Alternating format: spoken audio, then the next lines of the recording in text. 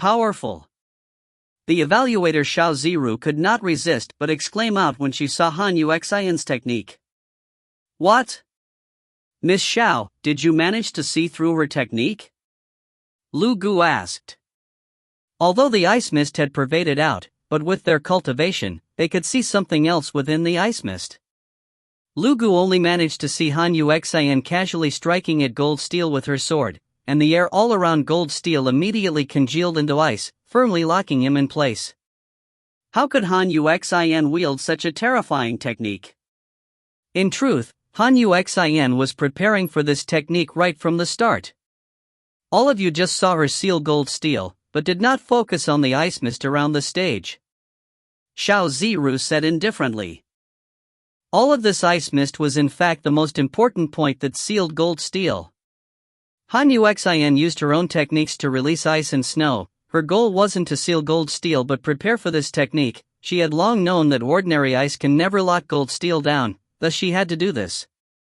When the other three evaluators heard that, they were stunned. No wonder, the ice mist all around the stage was not ordinary. But, now that he is locked inside the ice, although he is unable to move, he is also protected by the ice, so how will Han Yuxian hurt him now? If this goes on, once the time is up, they will be judged as a tie. Han Yuxian is unable to win. Li Guifeng said. Then we need to see what she plans to do next. Xiao Ziru stared at the stage.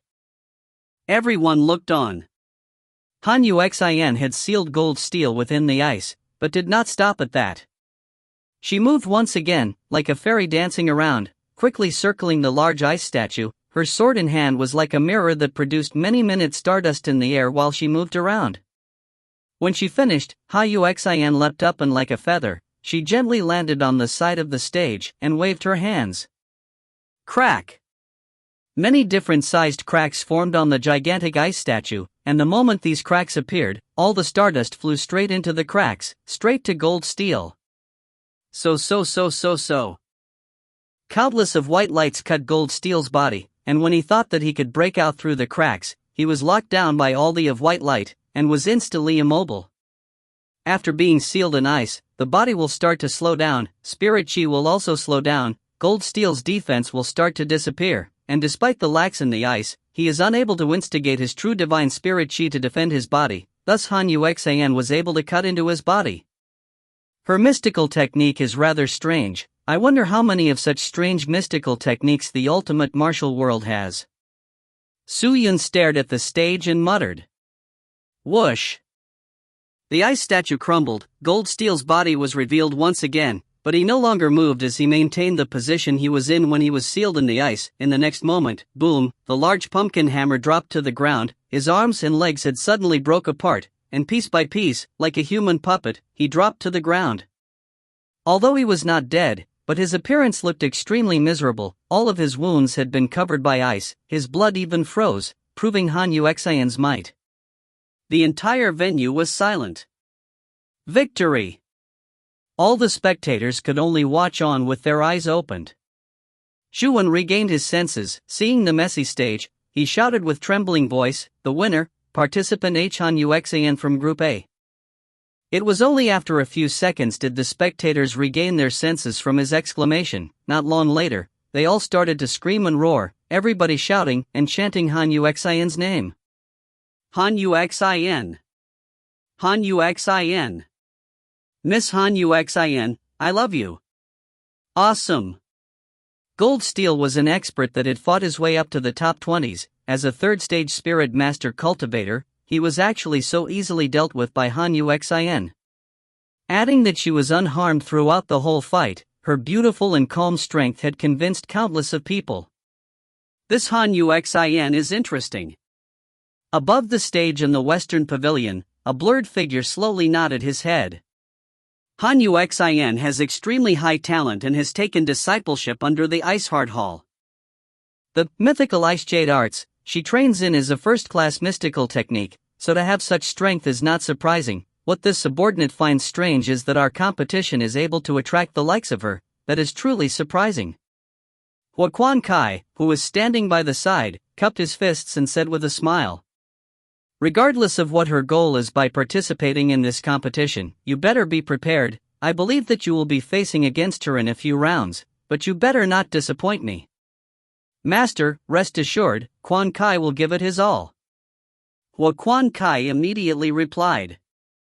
Our few trading organizations have our own representatives. This is not just a competition within yourselves, but it is also a competition between us. If you win, not only will you be winning face for me, as it involves an agreement between us, we are all fighting for the operation authority within a region. Whoever wins will obtain the rights to this authority, so your opponent is not only Han Uxin, but 3 other experts, so be careful. Whatever treasures you need, just let me know as soon as possible. Yes, Master. If you find any errors, ads pop up, ads redirect, broken links, non-standard content, etc., please let us know. Report chapter so we can fix it as soon as possible. Chapter 433. The Top 14. Han Uxin's single battle was like a gorgeous flower in the winter. It made everyone's eyes light up. It was a stunning, breathtaking, and short-lived battle, where even though the participants after her battle displayed their own strengths in the next few rounds, the spectators already found it more bland and their interests had dropped. Very quickly, the competition reached the top 14. From Group D, 1 participant, Su Yun. From Group C, no participants. From Group B, 3 participants, Chen Jialu, Zheng Ziluo, Zhang Jiao. From Group A, 6 participants, current first, Han Uxin. Blade Sword Saint of War, Shen Wuya, Quick Sword Li Chang Zai, Mystical Master Jiang Qinglong, Heavy Sword Sec Senior Brother Hua Yishan, Unique Skills Yuan Chen. From the 4 official organizations, Huawei Chamber of Commerce Hua Quan Kai, Yushuang Auction House Qin Si, New Deer Auction House Li Qin, General Ring Chain Chamber of Commerce Lu Lang. A Group D participant was actually able to hold a place in the top 14. Many people were surprised. All of the Group C participants had already been eliminated. Who would have thought that a Group D participant would actually hold on? Such a thing had never occurred before. Brother Su, even before the competition is over, you are already famous in New Deer City. I never thought that with your fighting strength of 3,000, you were able to fight all the way up to the top 14. It truly is surprising. Lu Zhanyuan could not resist but compliment him. 3,000 fighting strength? If I had some powerful technique, maybe I would be able to obtain this ranking, but without it, it is definitely impossible to be where I am at now. Zhanyuan, in truth, I am not just with 3,000 fighting strength, my fighting strength is almost over 5,200 already. Su Yun replied indifferently. What? Lu Zhanyuan was shocked. Fighting strength of 5,000? Then aren't you a 3rd stage spirit master cultivator? 3rd stage? Not yet. Su Yun shook his head. He was currently at the 1st stage of the spirit master realm, and although he was about to step into the 2nd stage, he was still far from the 3rd stage. He was able to have such fighting strength because of his treasures, not because of mystical techniques. All of the fights he had encountered, all of the battles he fought, all of the life and death situations, naturally gave rise to a higher fighting strength, thus his proof of qualifications was able to reach such a number, and he was able to fight against 3rd stage spirit master cultivators. Lu Zhanyuan still thought that Su Yun was being modest and did not continue asking. Top 14. Thousands of geniuses, experts, and elites hailing from all the different places. The 14 experts remaining will be the true focus of the competition, who will undoubtedly become the peak existences standing at the top of the entire competition. But the competition is not over yet, and the geniuses themselves have yet to fight. We will soon be witnessing who the strongest person is out of the 14, so who will be the one taking the prize home? Everyone, hold back in your seats, as we will find it out soon enough. Zhu Wen shouted out loud, harmonizing with the atmosphere of the crowd. The few later rounds were much more intense, causing the stage to be severely damaged, but the organizers had long prepared for it. They had a restoring array formation created by spending 500,000 cultivation coins. It mimicked the restoring ability of humans and would restore the damaged area around it, thus the competition grounds was recovered rather quickly and the competition was able to continue. Just then, Zhuan took out a cylinder strip from the spatial bag from his side. The cylinder strip was covered with engravings. He activated a bit of profound spirit chi, causing the engravings to burn like firewood, releasing a faint light aura which quickly surged to the tip of the cylinder, which then shot up into the sky. After a few seconds, the light aura in the sky exploded, producing many fireworks to appear. After the fireworks, a gigantic gold light screen appeared. The light screen revealed Su Yun and the other participants' names, which continued to churn about. After 5 breaths, 4 names appeared above the light screen. We will be conducting the competition 2 rounds at a time from now on. The participants for the next 2 rounds have been chosen.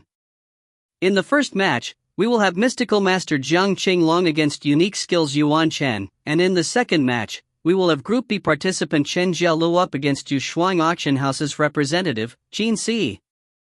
With that said, the entire spectator stand all screamed with excitement again. The door of the South Pavilion opened up and a man dressed in brown robes with brown hair and eyes walked out. He had a cool expression, his eyes maintaining a ferocious glare, and upon leaving the pavilion, he directly landed down on the stage. His bearing was unordinary and overbearing. When Group B participant Chen Jialu saw him, his expression became ugly. He hesitated for a moment, then held his blade and rushed up the stage. By the side of the main stage, another stage appeared, where Mystical Master Jiang Qinglong and Unique Skills Yuan Chen appeared and had their stances ready, prepared to fight at the moment's notice. Jiang Qinglong was a famous mystical technique expert from New Deer City. Wielding a powerful cultivation of the 4th stage of the Spirit Master realm, he was not considered old with an age younger than 230 years old. He was not just an expert in name, as many people in the ultimate martial world would only have stepped into the Spirit Master realm at his age, where many are unable to get to. It was said that he trained in 5 different attributes of profound spirit chi simultaneously and bitterly trained in 100 powerful mystical techniques, assembling over 300 different fighting styles. He was a true grandmaster and expert that utilized a strange weapon, which was a long rod that was covered with talismans. His robes, hat, shoes and even waist were plastered with talismans, with an inexhaustible mystery to him. Unique Skills Yuan Chen was no ordinary man either. His cultivation was not high at the 2nd stage of the Spirit Master realm. He had the lowest cultivation amongst the Group A participants, but what other people were convinced of were his killing techniques. He was unlike other spirit cultivators that fought mainly with profound spirit chi. He truly relied on his own skills and his own flesh. He wore a set of gloves, which had broken through countless of his opponent's weapons along with many bones. It was the first time for many people to see who Qin Si, the representative of Yushuang Auction House, was, as only Hua Quan Kai had revealed his face out of the 4 official representatives. There was no suspense for the battle between Qin Si and Chen Jialu. To be the representative of the officials, how could he be weak? Most likely, even Chen Jialu himself had no confidence fighting against Qin Si. As expected, in less than 10 breaths of time, Chen Jialu's chest and ribs, even his chi meridians were cut, causing him to fall into a coma directly and lost. Qin Si won, and without even looking at Chen Jialu, he jumped up and headed back to his pavilion. He moved confidently and with ease, his actions extremely decisive. So much so, that the other people who saw him felt annoyed by him, thinking that Qin Si was deliberately doing such things, while some people were attracted to his seemingly heroic actions. There were all sorts of praises and criticism from the spectators towards Qin Si. The battle between Jiang Qinglong and Yuan Chen, however, was not over.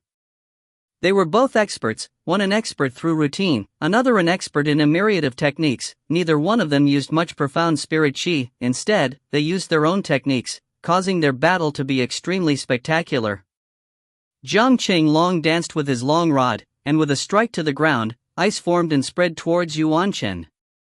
Yuan Chen did not panic. He released power from this feat and jumped up into the air, flipping and looking down straight on the ground. He unleashed his fists continuously, releasing profound spirit chi that struck the ice. What surprised everyone was that when he was hitting the ground, he was still approaching Jiang Qinglong. He was actually using the spirit chi released from his fists to move. Annihilation of heaven and earth. Jiang Qinglong roared, his profound spirit chi transformed into the Scarlet Star attribute, that instantly increased the temperature around him, as flames descended down on the stage like red clouds, which spread it out. Yuan Shen's face changed upon seeing the flames. He bellowed out, probing dragon hands. With that, Yuan Shen's hands suddenly extended out without limit, like a rubber band. It suddenly appeared in front of Zhang Qinglong. Grabbing onto his shoulder, he pulled him down. Zhang Qinglong was surprised, and immediately transformed his spirit chi into swift wine spirit chi with the intent to break the hand, but unexpectedly, Yuan Shen used his other hand to grab onto Zhang Qinglong's rod. His hand that was on the rod was cut by swift wind spirit chi, resulting in him being bloodied, but he ignored it and held onto Zhang Qinglong tightly. At that moment, Zhang Qinglong was already standing with Yuan Shen. If Zhang Qinglong unleashed his killing technique, the two of them would suffer. Zhang Qinglong understood what Yuan Shen was trying to do and chided in his mind. But he did not dare to stop his annihilation of heaven and earth. If he were to forcibly stop his technique, his spirit chi would become chaotic and surge in his chi channels, and he would only be injured from it, and would temporarily be unable to continue using his techniques.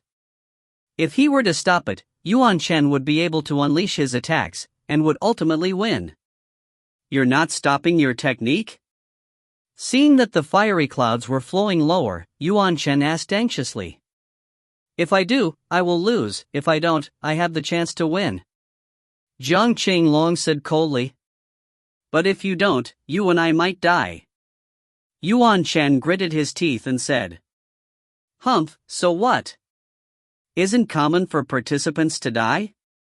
Since there are already 4 people dead, it won't be much adding 2 more to the list." With that said, Zhang Qinglong closed his eyes and started chanting. He instigated his spirit chi, causing the fiery clouds above them to swell up multiple times instantly. The temperature surged and the power of the technique increased. "Why, you lunatic?" Yuan Shen's eyes revealed fear. He looked at the fiery clouds that was still descending and started trembling. Although he relied on his mystical techniques to fight on an equal standing with Yuan Shen, there was still a disparity of 2 stages in cultivation. Adding how long they had cultivated or talent, Yuan Shen could not compare to Zhang Qinglong. Zhang Qinglong was a genius through and through, while Yuan Shen was just an ordinary spirit cultivator, but in terms of hard work, 10 Zhang Qinglongs were incomparable to Yuan Shen. Yuan Shen knew that his talent could not compare to other spirit cultivators. Continuous hard work and training was unable to cover that gap. What benefits did cultivation give humans? Wasn't it power? Thus, Yuan Shen started to train himself bitterly. Cultivation brought strength, but strength did not bring cultivation, as his own techniques could be considered a different type of strength. Yuan Shen realized that point, and started on his own path of strength. Him to being on equal standings with Zhang Qinglong was not because Zhang Qinglong was too weak, but the rewards of him working hard for so many years. It was just that in their current situation, there was one point that was unable to cover the disparity between the two. That was the durability of his body. How much power would be accumulated in a 4th-stage spirit master cultivator? The body was supported with profound spirit chi. The defense provided by spirit chi was extremely strong. It was something that a 2nd-stage spirit master was unable to compare to. That also meant that once the fiery clouds smashed down, maybe Zhang Qinglong would not die, but Yuan Shen, who was 2 cultivation stages lower, would instantly die from it. Even if he did not die, his injuries would be worse compared to Zhang Qinglong. Just on this attack, Yuan Shen was destined to lose. He gritted his teeth and finally made a decision. He loosened his hand and turned to run. But the moment he let go, a hand suddenly held onto him. Yuan Shen was startled. He turned to look, only to see that it was Zhang Qinglong holding onto him. What did that mean? Zhang Qinglong was not planning to let him go. Bang! An immense explosion sounded out, and a sea of flames enveloped the entire stage. If you find any errors, ads pop-up, ads redirect, broken links, non-standard content, etc., please let us know. Report chapter so we can fix it as soon as possible. Chapter 434. Instant kill at lightning speed.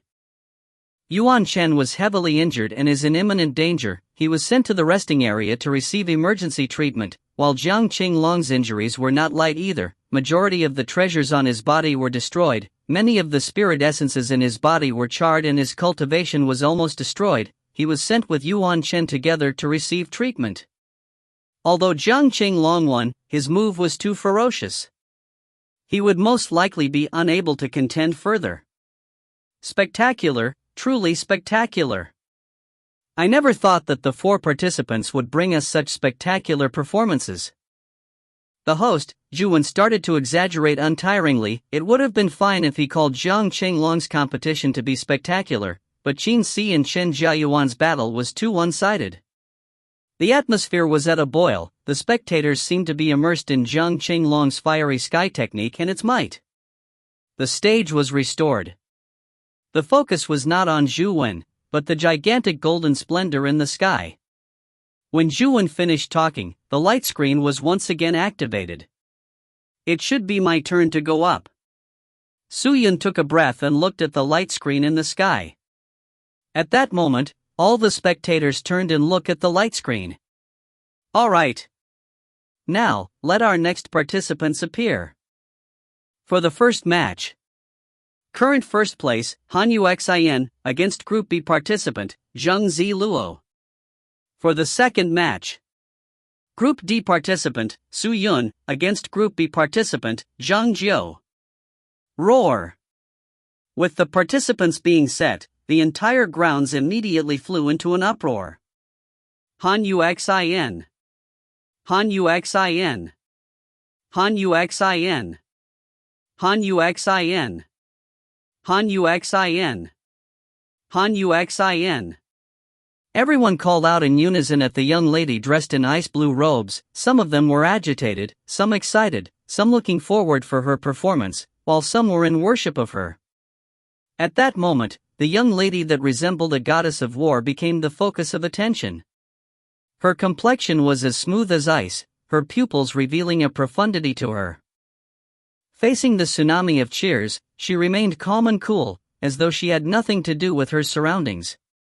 The 4 evaluators and the host Zhuwen glanced at the young lady. Undoubtedly, for the next 2 matches, the main character was not Zheng Ziluo, nor was it Zhang Jiu or even Su Yun. It was Hanyu Xin. Luckily you're not going up against Hanyu Xin, brother Su, do your best.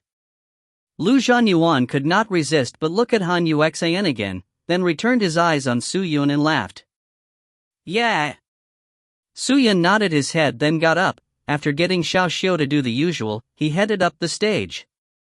The 4 participants walked up to the stage step by step, but more than 70% of the spectators had their focus on Hanyu Xin. Regardless of female or male, young or old, all of them were watching her as though they were watching a performance. Regardless of whether her opponent was weak or strong, she would use her most graceful stance and beautiful sword techniques to defeat them. Su Yun had seen the battle between Hanyu Xin and Gold Steel, and had a few analysis. Hanyu Xin's sword was not only cold or beautiful, but it was very practical. Everything that she had displayed were perfect, her cultivation, her planning, her farsightedness. It was though everything was in her palms. Such an opponent was even more difficult to fight against as compared to Bai Mu Jian or Dao Huang. I got lucky. I thought I would be fighting against Hanyu Xin. I never thought it would be against you. Zhang Jiu, who was on the opposing side, said, laughing after heaving a sigh of relief. Su Yun frowned slightly. Seeing that, Zhang Jiu immediately raised his hands. Master Su Yun, please do not be mistaken. It is not that I am looking down on you, but the truth is, that you should also know Hanyu Xin's strength. If I were to go against her, I would definitely lose, but against you, maybe I can be able to put up a fight. Su Yun shook his head. Give it your all. Regardless if I am strong or weak, I hope that you can give it your all. With that said, Su Yun extended his hand into the sword sheath and took out a white sub-sword. Su Yun had a big appetite. He himself knew of Zhang Jiu's thoughts, but Su Yun's intention in participating in the competition was for fighting strength and fighting experience. It could be considered a type of tempering for himself. To him, there were times that winning was not the most important. All right, Master Su Yun. Although I am a participant from Group B and cannot compare to a Group A existence, but to be able to stand here, I have some fight in me. You have to be careful." Zhang Jiao laughed. "Yes, I will give it my all as well." Clang! Just then, a clear sound of a bell sounded out. It was like the 4 participants' hearts were struck. The 4 of them moved at the same time towards their enemies. The intense battle had started. Zhang Jiao used a brilliant red spear which had a sharp and cold tip. Its body looked to be dyed with blood. Every attack he unleashed would release a shockwave that spread it out 3 m long. The might of the shockwave released was 3 times that of his attack, an attack that could not be doubted. It was because of the might of his spear that gave him the nickname Tyrannical Spear Monarch. Previously, Su Yun had seen all of Zhang Jiao's battles, and the opponents who were unfamiliar with his spear would deflect his weapon head-on, but even though they block his spear, they would be struck with the shockwave and immediately lose. Su Yun did not take his spear head-on. He dodged relentlessly and avoided the spear aura. He did not fight Zhang Jiao head-on. Lu Gu, who was seated below, laughed. One cannot take that spear head-on. In the situation of opponents having the same fighting strength, regardless of how they come into contact with Zhang Jiao, they are unable to do anything. The only thing the enemies can rely on now is speed. If they are able to avoid Zhang Jiao's attacks, they have the possibility of winning. That's right, Su Yun's previous few rounds were spectacular and his advantage lies in speed. Maybe Zhang Jiao would not win so easily. Xiao Ziru said. The few evaluators whispered to one another, then turned their eyes towards Han Yuxin. They thought that Su Yun and Zhang Jiao's fight was merely a contrast to bring out Han Yuxin's battle. But right at that moment, a snow-white cold glare suddenly exploded on the stage. The 4 evaluators were roused, and immediately turned their heads towards the glaring light. Unknowingly, Su Yun had appeared right in front of Zhang Jiao. It was at a lightning speed where no one was able to catch a glimpse of his actions. He had one hand on Zhang Jiao's spear, another with his sword that had pierced through Zhang Jiao's chest. The snow-white sword was dyed red and protruded out from Zhang Jiao's back, the blood dripping down onto the cold ground. Instant kill? The 4 evaluators were stunned. The spectators who were observing Su Yun were also startled. Lu Zhanyuan's eyes were wide open. He exclaimed out loud, "As so fast?" "What fast?" A participant that had become a spectator by his side asked. He was fixated on Han Yuxin the entire time. He looked at Su Yun, only to see that Su Yun had already kept his sword in his sword sheath, while his opponent Zhang Jiao was on the ground with blood flowing out through his chest. "What? The battle is over? What's going on? Lu Zhanyuan, what exactly happened?" One of the participants anxiously asked Lu Zhanyuan. "He won in a move." One of the participants walked over from behind as he continued staring at the stage, and said, "This man called Su Yun has reached the pinnacle in speed. I reckon that his speed is 10 times or higher compared to Zhang Jiao. Zhang Jiao was never his opponent. 10 times? The spectators were shocked. The majority of the spectators were fixated on Han Yuxin's battle with Chen Jialu, with only a minority who watched Su Yun resolving his battle. Chaotic exclamations started coming out, and gradually, the spectators who were fixated on Han Yuxin finally realized and turned their eyes, only to witness in shock at the man who had walked down the stage. The host, Zhu Wen, had not even reacted. The 4 evaluators were petrified. That speed, can it be that Su Yun was previously concealing his strength? Xiao Ziru murmured. Zhang Jiao will not win that easily? Su Yun had won too easily. Lu Gu laughed bitterly. Xiao Ziru felt her face going red, as though she was beaten heavily by Su Yun in the face. The entire competition grounds was in an uproar. No one cared about Han Yuxin anymore. They were all noticing the man dressed in black, the Group D participant whom they could not see clearly. To defeat a Group B participant in 1 second, even a Group A participant would not be able to do that. Slowly, the sight became increasingly noisy with even more screams and shouts. Many of them did not know what happened over at Su Yun's side, and more questions popped out. Inside the Western Pavilion that was slowly spinning. Quan Kai, if you were fighting against Zhang Jiao, would you be able to defeat him in one move? The man behind the beaded curtains asked. Not a big problem. Huaquan Kai cupped his fist and said. Not a big problem? That means you're gonna have a problem with it? Hearing that, Huaquan Kai immediately changed his words. Of course not. Although Zhang Jiu uses a unique weapon, he does not have a profound strength. Defeating him is as easy as flipping my hand. The man did not say anything, then spoke out. I never thought that there would be a black horse in Group D. Quan Kai, you send the orders down, get people to investigate who this Suyun is. He has an extremely high-level treasure that conceals his cultivation, so powerful that not even I can see through him. Think of a way to find out his true strength, understand? Master, are you interested in him? Huaquan Kai probed. It's not only me, I believe that the other three are interested in him as well. Quickly send some people to investigate. Huaquan Kai hesitated for a moment, then nodded his head. Yes, master. Not long after Suyun's match, Han Uxin won. She did not hurry down the stage but glanced at Suyun, who was seated down. A dense fighting intent flashed past her eyes.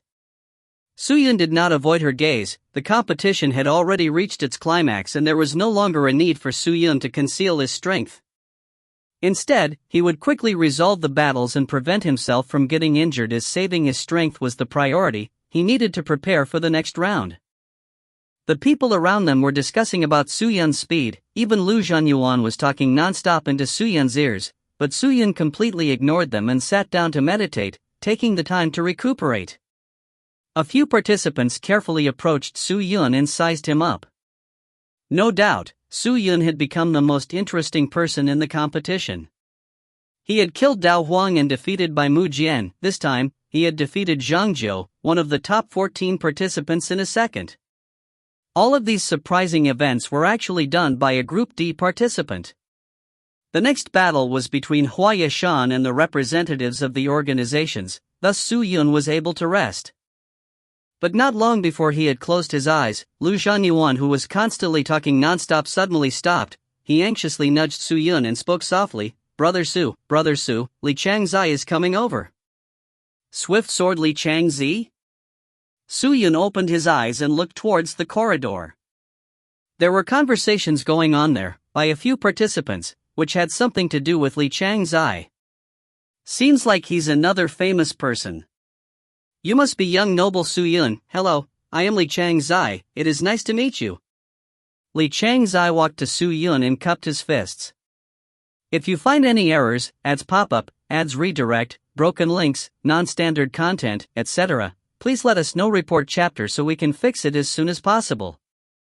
Chapter 435.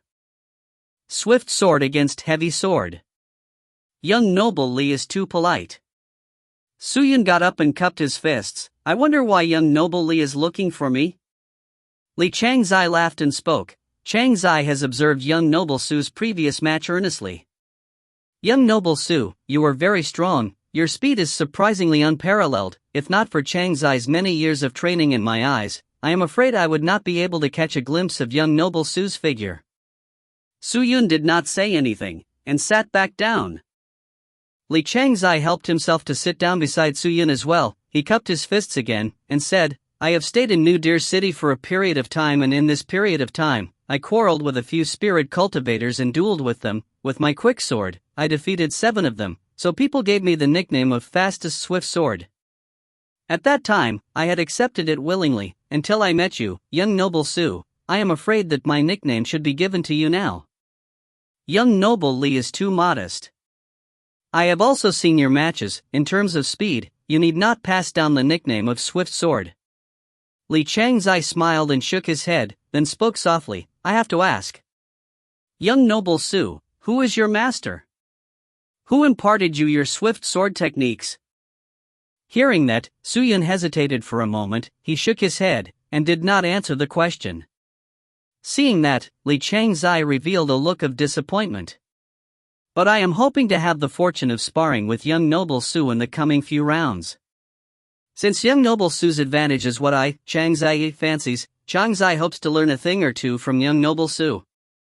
Li Changzai smiled, then continued, all of the following opponents are not mediocre. Young noble Su, I do not doubt your strength, but I am one of the weakest amongst the few participants, and do not know if I will have the opportunity to spar with young noble Su. We will. Su Yun nodded his head, his tone of speech indifferent. Li Changzai stood up and cupped his fists. Since that is the case, then I will take my leave first. Su Yun cupped his fists. Under the eyes of the spectators, Li Changzai returned to his seat. The competition grounds recovered to a short calm. Su Yun retracted his consciousness and looked around.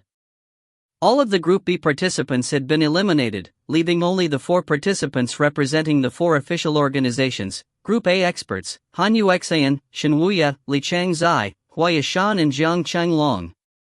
Jiang Qinglong was severely injured, and if he were to meet him in the next battle, it was basically a win, unless Jiang Qinglong still had some trump card.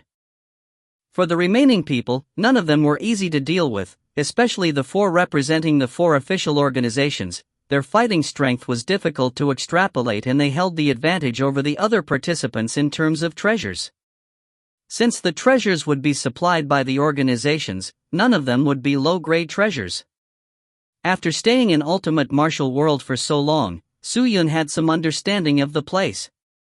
The strength of the so-called sects in the Ultimate Martial World was most likely incomparable to the trading organizations. What they earned were cultivation coins, which also meant that they were earning a sea of cultivation. With the support of cultivation coins, they were able to support the growth of any ordinary spirit cultivator. Although absorbing the cultivation coins also required a process, the speed of cultivating would far exceed the bitter training of any sect disciple. Thus, although the representatives were covered all over by the stink of money, but no matter how strong the others were, they did not dare offend the representatives. This is truly a world where money is power. Su Yun sighed. Brother Su. Just then, Lu Zhanyuan suddenly called out from the side. Zhanyuan, what's the matter? Su Yun asked. Lu Zhanyuan hesitated for a while, then stood up and cupped his fists to ask, Brother Su, Zhanyuan always had a question that I have been meaning to ask. I wonder if it will be convenient for Brother Su to reply. What do you want to ask? Su Yun asked him. That, Lu Zhanyuan hesitated for a moment, then asked, Brother Su, to whom did you seek apprenticeship from? Apprenticeship? Su Yun was startled. Lu Zhanyuan had a serious expression, or could be said to be a desire. Brother Su, Zhanyuan entered Ultimate Martial World 7 years ago, to seek for more power here. I have a huge enmity and hope that one day, my cultivation will be huge enough to be able to drill a blade into my enemy. Thus, after entering the Ultimate Martial World, I have always been bitterly training, yet my cultivation has difficulty in improving. It's been so many years, and my fighting strength is just that. Brother Su, if you are a disciple of any great sect, I wonder if you can help recommend me in? Zhanyuan will repay Brother Su's grace. With that said, Lu Zhanyuan bent his knees and was about to kneel down. Su Yun anxiously extended his hand out to support him and said, Zhanyuan, don't be like this. Brother Su, are you not willing to recommend me? Lu Zhanyuan became anxious. It's not that I am unwilling to, but I am not a disciple of any great sect. You've thought too much. Su Yun shook his head. More accurately speaking, I have received the guidance of many experts. If you really want me to tell you what sect I came from, I can. I am from the Limitless Sword sect. Limitless Sword sect? Lu Zhanyuan was stunned. Where is that sect from? Sky Martial Continent. Sky Martial Continent? There was surprise in Lu Zhanyuan's eyes. I've heard of that place before. If I am recalling it correctly, it is an inferior human surface? Could it be that Brother Su came from there? Of course. Su Yun nodded his head. Hearing that, Lu Zhanyuan revealed a look of disappointment. I thought that Brother Su was a local from Ultimate Martial World. I'm not. Su Yun laughed, but if you truly want to learn the Limitless Sword art, I can refer you into the Limitless Sword sect. That, Lu Zhanyuan hesitated for a moment, then chuckled. It's all right, thank you Brother Su. With that said, he returned to his seat and no longer made a sound. Seeing that, Su Yun did not say anything else. Su Yun had defeated Zhang Jiu, Han Yuxian had defeated Qin Jialu, thus they would not be appearing for the following rounds. Unexpectedly, it was Li Changzai's turn. Li Changzai vs. Heavy Sword Sect's senior brother Huaishan, Shenwuya vs. Jiang Qinglong. With a blade in his left and a sword in right, Shenwuya, hailed as the Blade Sword Saint of War, had extraordinary strength. Without him even brandishing his blade to defeat Lu Zhanyuan, one could guess his fighting strength. Since Jiang Qinglong was heavily injured and could not win, victory was already his. Thus, people were more excited to watch the battle between Li Changzai's swift sword and Huaishan's heavy sword. Li Changzai was extremely agile as he landed on stage like the wind. Suyan turned his gaze towards Huaishan, who had a 2m plus long and 1m thick heavy sword on his back. He had a small stature with dark skin and a flat head. He looked to be 30 to 40 years old, with a beard on his face, dressed extremely loosely with clothes that did not seem to fit him. But the most incompatible thing was his name, Huaishan, whom people might think was an elegant young noble. He walked step by step to the stage, then placed the sword on the ground. When the sword touched the stage trembled intensely, like a huge wave hitting a small boat. Li Changzai remained unmoved, his eyes gazed upon the black heavy sword, to which he raised his thin jade bamboo sword in his hand. Suyan looked at the swords of both men. Huaishan's sword was huge and heavy without any edge or tip, as though it was not used to slash or cut but to smash. In contrast, Li Changzai's sword was lustrous and bright, threatening with its edge. The jade body gave others a feeling that they would be hurt upon touching it. The two of them stood opposite each other. Although the battle had not started, the sword intent was already churning on stage. The stifling pressure made the host Zhuan feel as though he was unable to breathe. He anxiously flipped down the stage, withdrawing from the edge of the stage, and looked up. Seeing that it was time, he shouted, "Will the two participants get ready?" Hearing that, they started to accumulate the profound spirit chi in their body, both of them preparing themselves. They were like two jaguars that had locked down on their prey, and could attack at any moment. The clamors in the competition grounds gradually calmed down. Everybody stopped their discussions and looked towards the stage. Boom! A loud and clear bell sounded out. "Let the competition begin!" Zhuan immediately roared. Buzz buzz buzz buzz. Almost at the same time, sword buzz sounds exploded on stage. It was Li Changzai's sword hum. Slowly, the air around him started to release strange undulations, as though he was underwater and the ripples resonated outwards in the water. The two of them seemed to be covered with a strange barrier of water, making it seem as though people were hallucinating about their battle. Suyan's eyes tensed up. That's a sword realm. Realm of the sword, an imposing aura that transcended the power of a sword itself. Li Changzai was releasing powerful might before the battle had even started, with the intent of pressuring his opponent down. People who were able to unleash sword aura usually had very powerful sword intent. Such people had trained in the path of the sword for many years. The fighting spirit from their bodies and the intent of the sword had reached a pinnacle. Their own bodies were inseparably close to their swords, thus the power unleashed was extremely fast. A human's anger would erupt into killing intent, which was the aura of the person, but when the person's aura was passed on and unleashed through the sword, it becomes the imposing sword aura. Good aura! Huaishan opened his eyes wide. He roared in a low growl, causing his loose robes to flutter. Come! Li Changzai shouted. Huaishan did not hold back. His deep and dark eyes unleashed a thick fighting intent. Wielding his sword single-handedly, his expression remained extremely serious. Closing in on Li Changzai, Huaishan suddenly roared out loudly. The heavy sword in hand plummeted down, striking onto the ground. Boom! Before the heavy sword had even landed on the ground, the entire stage shattered, dust flew up forming a cloud, and profound spirit chi rippled out. Aura! It was aura as well. But it was different from Li Changzai's release of his imposing sword aura. Huaishan's was reserved all the way until he unleashed his attack. He unleashed his sword aura in that instant. With that one move, his sword aura exploded forth. Li Changzai's eyes turned serious and he raised his fine sword. His hand trembled slightly. Clearly, the slender sword and heavy sword were still apart by a few inches, but countless of sparks formed between both swords, and the sound of metal clashing erupted. So fast! Su Yun stared at Li Changzai's arm. Although many people could not see it clearly, but he was able to catch everything. When the opponent had attacked with his heavy sword, Li Changzai had unleashed over 600 sword strikes. He was extremely fast. He knew that he could not compete with Hua Yishan in terms of strength, thus he planned to use numbers to suppress Hua Yishan. He had countered Hua Yishan's one attack with 600 attacks, every sword strike hitting away some power from the heavy sword. Li Changzai seemed to be giving it his all without holding back. But what surprised Su Yun was that although Li Changzai's speed was extremely fast, there were no profound spirit chi in any of his attack, which meant that he was the same as Su Yun previously. He was unable to unleash profound spirit chi with his high-speed release of attacks. Su Yun could presently only accompany some strikes with profound spirit chi. To do it with all of his attacks was extremely difficult. When the heavy sword was approaching Li Changzai, most of the force had long been reduced. Li Changzai tilted his head slightly, and used his left shoulder to resist the broad heavy sword, while he used his right hand to swipe horizontally straight at Hua Yishan's neck.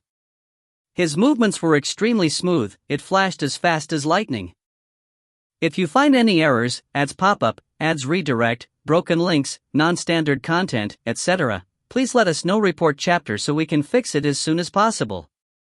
Chapter 436. Blood Dance. Li Changzai's momentum was sudden, but Hua Yishan was not weak either. His heavy swords might have been reduced, so even though Li Changzai had used his shoulder to resist his sword, due to the heavy sword having no sharp edge, he was unable to harm Li Changzai. It looked to be a mutual exchange, but in truth, Li Changzai held the definite advantage in that exchange. If Hua Yishan did not give up his offense to defend, the slender sword would behead him, but if he were to turn to defense, Li Changzai could take the chance to attack other parts of his body. Hua Yishan, who was not proficient in speed, had difficulty protecting the other vital parts of his body, so he was at the disadvantage. So, right at that moment of life and death, a hand suddenly extended out and covered Hua Yishan's neck. Clang! Li Changzai's sword had struck the arm and produced an ear-shattering sound. Hua Yishan's hand had many cuts, but none of them were deep. Oh! Li Changzai narrowed his eyes and immediately retreated, pulling a distance from Hua Yishan. Hua Yishan put his hand down and wielded his heavy sword in one hand. He looked at Li Changzai coldly.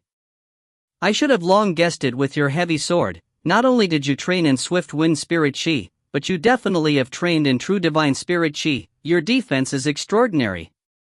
Li Changzai said. Hua Yishan shook his head. He shuffled his feet. With both hands on his sword, he moved again. My strength is not just surprising. With that said, his big sword swept forward like the wind. Li Changzai did not dare to face Hua Yishan head-on. He moved around nimbly, moving while waiting for an opportunity. Hua Yishan's destructiveness was undisputedly strong, and with his extraordinary defense, he was like an iron-armored fierce lion with endless might. Fortunately, his spirit chi attribute was mainly true divine spirit chi, and his speed could not be compared to Li Changzai. If he were faster, Li Changzai would most likely not be able to fight him. Speed was Li Changzai's only advantage. Of all the martial arts under the heavens, only speed was undefeatable. Those were no empty words. Li Changzai was extremely fast to the point of not leaving any shadows, forming grayish winds all around Hua Yishan, the dense killing intent surrounding him. The dense sword expanse seemed as though it contained many venomous snakes that eyed at Hua Yishan, making him trapped. Finally, Hua Yishan could no longer hold back. He raised his heavy sword and smashed it down on the ground in front of him. Boom! With him as the center, a shockwave filled with true divine spirit chi immediately exploded out. The spirit chi resonated outwards endlessly. Li Changzai immediately leapt up and flipped over the shockwave, continuously spinning his body like a tornado towards Hua Yishan. The tornado erupted with a great amount of sword images, causing the spectator's skin to turn numb. Swords suppressing the mountain and rivers. Just then, Hua Yishan roared, and his heavy sword's body blossomed with a mystical green light. In a flash, an indescribable and inconceivable force erupted from the heavy sword. Li Chang's eye was affected by this force, causing his speed to drop more than 5 times, and the originally blurred sword images became clearer. Huaishan snorted. He extended his left hand and directly grabbed onto the lustrous slender sword that was aimed towards him, his other hand wielding the heavy sword hacked towards Li Chang's eye's waist. His intense movements shocked everybody. With Huaishan's strength, it was enough to completely hack Li Chang's eye in two. Too ferocious. But in that imminent peril, a shot of light erupted from Huaishan's left hand. It shot towards the sky and roared in all 4 directions, giving off the feeling that the slash could cut through anything. Huaishan's left hand was instantly sliced off from the sharp light. What's that light? Could it be a light aura from Li Chang's eye's sword? The spectators were all stunned. Everyone had their eyes wide open. No one dared to blink, anxiously watching every minute details on stage. After struggling free from Huaishan's left hand, Li Chang's eye once again danced with his slender sword. This sword seemed to be unaffected by Huaishan's force as it continued to raise in speed, and thrust it at Huaishan's chest. The sharp sword chi instantly ripped the clothes on Huaishan's chest, and when Huaishan reacted, the cold light had already arrived. He anxiously instigated all of his true divine spirit chi to defend, but it was useless for the true divine spirit chi to converge at his chest, as the sword seemed to be able to pierce through anything. His chest that was covered with the true divine spirit chi was cut through like paper. Huaishan stared in shock at his chest that started to bleed. A look of disbelief appeared in his eyes. So fast. What a sharp sword. Why is it like this? My force was actually useless against you, and my true divine spirit chi could not block your sword? Why? Huaishan's mouth leaked with blood as he spoke with difficulty. The reason is simple. Huaishan laughed. He moved his 5 fingers and slashed horizontally with his sword. Whoosh! The slender sword cut Huaishan's chest and cut off his arm. His arm that was holding onto the heavy sword fell to the ground.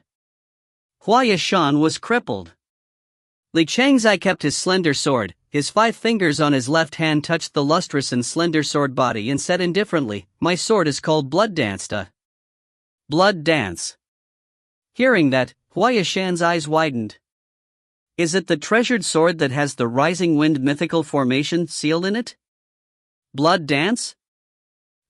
My loss is not wrong, my loss is not wrong. Ha ha! Huaishan laughed, and his eyes suddenly went black. He fell down and fainted. The match was over. The winner, Li Chang's eye. The spectators were all reluctant for the match to end. All of them had their own discussions, but there were some people who had heard Huaishan's words, and they revealed looks of shock. Suyun had heard his words as well. Although his time in the ultimate martial world could not be considered long, he still had a few ideas on some formations and such. Especially for the ancient and large Rising Wind mythical formation.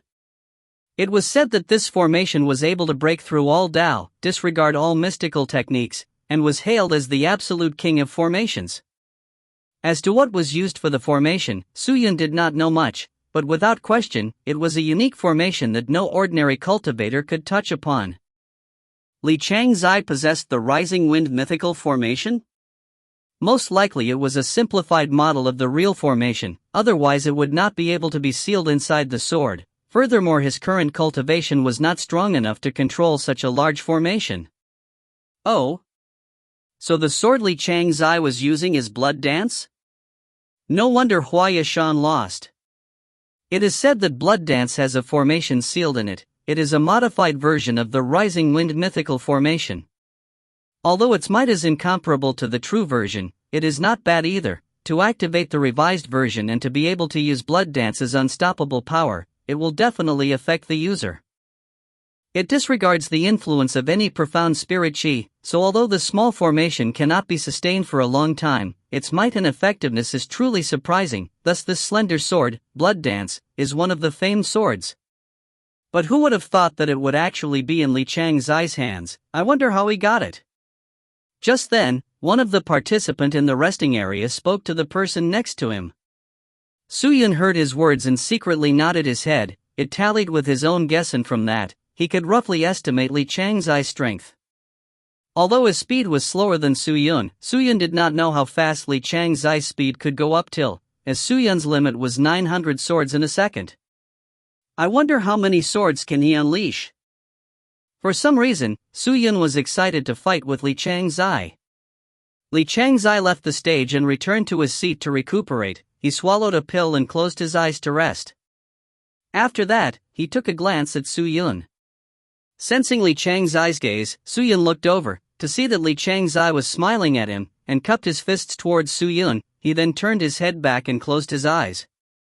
Hey, tell me, Su Yun against Li Changzai, whose sword is faster? Is there even a need to talk about it? Definitely Li Changzai. Li Changzai's hailed as the swift sword.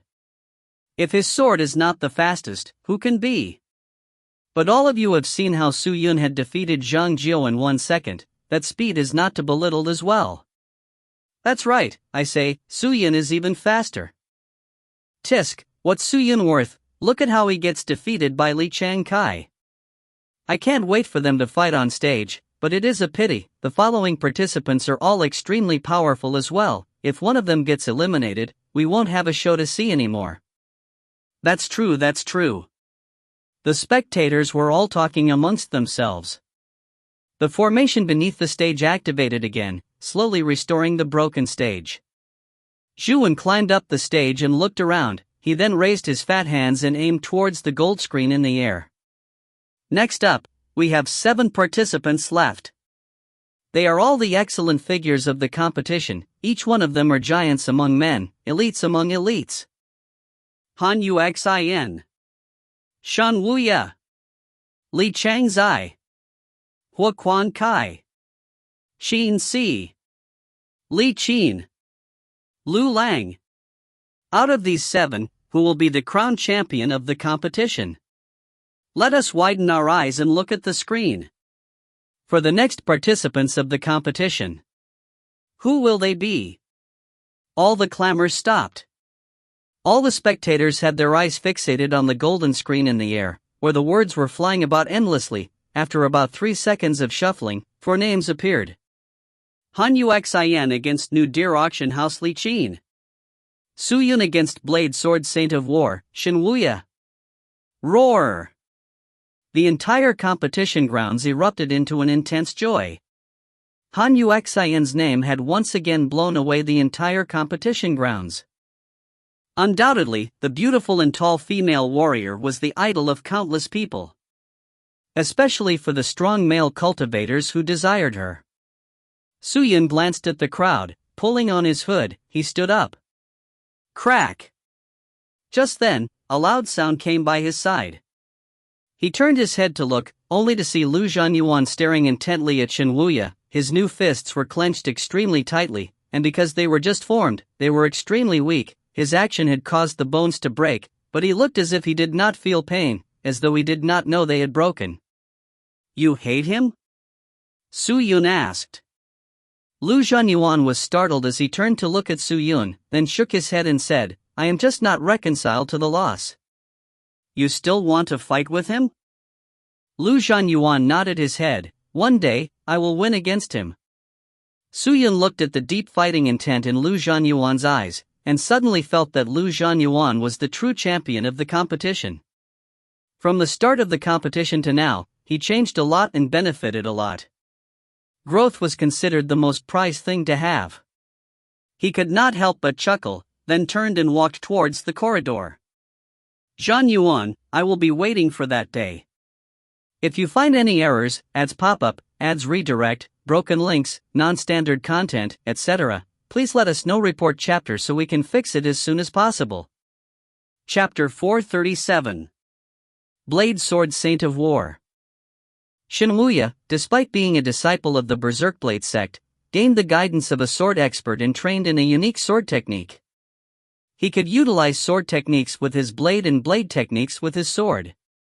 After that, he began his journey on his own path and trained bitterly for 50 years, training in a consummate skill utilizing the blade in his left hand and sword in his right, then being able to freely utilize either weapons in either hands.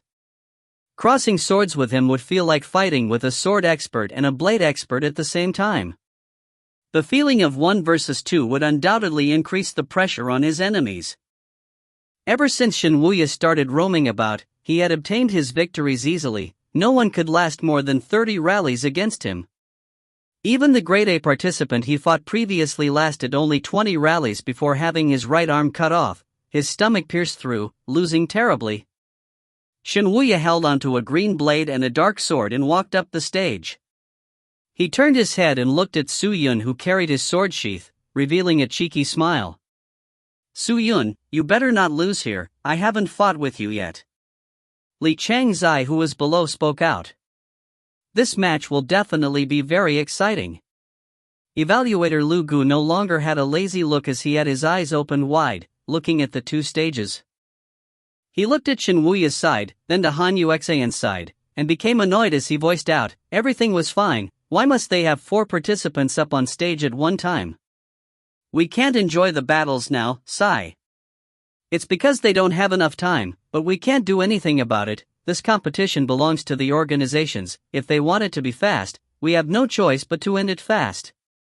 Li Guifeng said helplessly.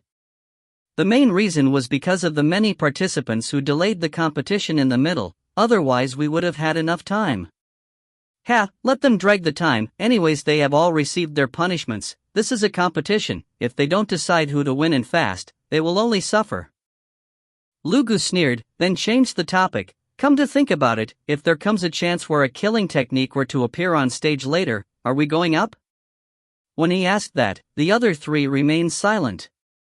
For participants of such level, their power was already very close to the evaluators. If they were to make a move, they might not be able to stop them. It would be fine if they were successful, but if they failed, the ones to lose face would be the evaluators. "We shall see the situation." Just then, Xiao Ziru said coldly. The other 2 remained silent and was considered to be in tacit agreement with Xiao Ziru. Lu Gu laughed and said no further. Whoosh! The black robes moved, everyone saw a black figure appear on stage. Su Yun had appeared. "Su Yun! Do your best. Defeat Shen Wuya. Su Yun, show us your true strength." "I think you better give up, Su Yun, you're not Shen Wuya's opponent." "Shen Wuya, do your best. Shen Wuya, show him the power of your blade and sword. Shen Wuya, I love you." Cheers and shouts came out from the crowd. Even before the two had begun fighting, the fans of both sides had started a verbal war. The crowd were incensed, many of them were standing up and shouting, the atmosphere hitting an all-time high. Seeing the situation, Zhuan was also very happy. His bean-sized eyes were squished under his fats as he roared out loud, "Very good. Now, will our 4 participants please get ready? Then, let the competition begin." Bell. Dawn. The matches had begun. The breathing of countless people all tensed up following the sound of the bell. Shen Wuya bent his body with one leg in front and one leg behind. He had his blade in his left hand ahead of him, while the sword in his right was behind him, and displayed an offensive posture, but did not attack Su Yun anxiously. In that moment, Su Yun could clearly feel the spirit chi around him getting roused. The spirit chi were split into 2, converging towards Shen Wuya's blade and sword. "I hope this round will not be too boring, Su Yun, let me have some fun, last for a 100 rallies." Shen Wuya laughed and said. "I am afraid there might not be a 100 rallies." Su Yun held onto a mortal mystical scarlet blood sword tightly. His movements became light as he stepped forward. But in that one step, he suddenly disappeared. Shen Wuya's eyes focused, he expanded his senses trying to catch Su Yun's figure. He knew that Su Yun's speed was something that the naked eyes could not catch, and the only way to catch him was by relying on his senses. Not by vision. Not by hearing. Only by relying on his overall senses to capture the opponent's position. It was a type of mental state. Shen Wuya focused and calmed down, he heightened his senses to their optimal, and was not anxious to defend. "Found you." Suddenly, Shen Wuya turned, his blade and sword crossing into an X and ferociously blocked his back. The blade and sword unleashed a black and green light aura. Its destructive capability was like a shockwave rippling through the air like a tornado. Clang! Right at the moment that the blade and sword were unleashed, a clear sound came out. Shenwuya looked ahead, to see that the long blood-red sword in Su Yun's hand had locked onto the blade and sword, proving that Su Yun's strength was immense, as his single-wield sword was able to resist Shenwuya's dual wield. Shenwuya frowned. He sensed a bit of spirit chi leaking out from the blood-red sword. Surprise flashed past his eyes. True divine spirit chi? It's actually true divine spirit chi on Su Yun's sword? Could it be right from the start? He was not prepared to attack but to defend? So, just then, Su Yun moved again, and his figure disappeared. Shenwuya retreated to the side of the stage and maintained his posture from before, as he closed his eyes and sensed the area around him. Buzz buzz buzz buzz. Just then, buzzing sword hums appeared in front of him, and Shenwuya slashed forward. But this time, he did not use both sword and blade, only his blade. Clang! The clear clash sound came out again. The green blade and blood sword collided. Shenwuya's mouth raised in an arc, the sword in his right hand aimed towards Su Yun, who was behind the blood sword. My biggest advantage lies in the fact that I have two weapons. Don't tell me you still don't know about it? Shenwuya laughed. Su Yun tilted his body and dodged the black sword. He parried Shenwuya's green blade and used his sword to strike again. However, Shenwuya used his green blade to parry his sword, while the black sword continued to aim at Su Yun. Although he lost to Su Yun in terms of speed, his blade and sword were matched to perfection. His attack and defense were flawless. Su Yun would break through the green blade's defense, but the black sword would force him to retreat. They were unable to harm each other. Shenwuya's strength was truly of another level. It's already at the 47th bout. Su Yun, are you satisfied? Shenwuya smiled. He suddenly roared and the blade and sword in his hands lit up with circular silver lines that flashed a few times. The light aura converged onto his hands. In that instant, Shenwuya's hands combusted with two snow-white flames. The flames in his left hand was extremely hot. The flames in his right was extremely cold. Taste my blade. Shenwuya hacked down with his blade. The flames at the blade erupted and emitted out 1,000 wicks of flames that struck at Su Yun. Seeing that, Su Yun immediately unleashed his 7th-tier Imperial equipment. Shenwuya took the opportunity and struck the ground with his black sword. The sword body unleashed a cold energy into the ground, causing the entire stage to freeze. Su Yun released the Imperial equipment and was about to counterattack, only to see that Shenwuya had swung his black sword. Dong dong dong dong dong. The ground that was sealed in ice released countless of sharp icicles that shot up from the ground. Seeing that, Su Yun immediately leapt up. But when he had jumped, he saw the pleased smile on Shenwuya's mouth, as though Shenwuya had planned for this jump. He raised both of his hands and thrusted both sword and blade into the ground. Whoosh! The sky erupted with flower patterns of both ice and fire. The largest pattern had Su Yun at its center. After flashing for a few moments, it spewed out two shockwaves of red and blue towards Su Yun. The aura was unstoppable. And the scene was extremely exquisite and beautiful. Hua! The spectators flew into an uproar. A few of the spectators who were focused on Hanyu Xian's match all turned to look towards Su Yun and Shenwuya's side. That aura was a high-grade mystical technique. It might also be a killing technique. Who would have known that the fight between Su Yun and Shenwuya had reached such an intense moment? Has the winner been decided? Xiao Ziru focused. No one replied her, as everyone were focused on the stage. All the spectators focused on the stage and the few people who preferred Su Yun all became afraid after seeing the technique. Lu Zhanyuan gazed at the shockwaves intently. His heart seemed to be lifted to his throat as he even forgot to breath. Brother Su! You must hold on. Lu Zhanyuan gritted his teeth as he thought in his mind. The entire competition grounds focused their attention at the same place. After 7 breaths of time, the fire and ice flowers in the sky dissipated, and the undulations disappeared. But after that, no one could see where Su Yun was. The spectators were stunned. They anxiously swept the stage, but other than Shenwuya, there were not a trace of Su Yun. Could it be that he had turned to ashes? Where's participant Su Yun? Where did he go? Xu Wen screamed out loud in exaggeration. His bean-sized eyes kept sweeping about the stage. When he realized that he could not see Su Yun at all, his fat face revealed a look of shock. Could it be that participant Su Yun was killed by Shen Wuya? No! Just as Zhu Wen questioned, a loud roar came out from the stage. Zhu Wen was startled. He looked towards the sound of the voice and noticed that it was Shen Wuya.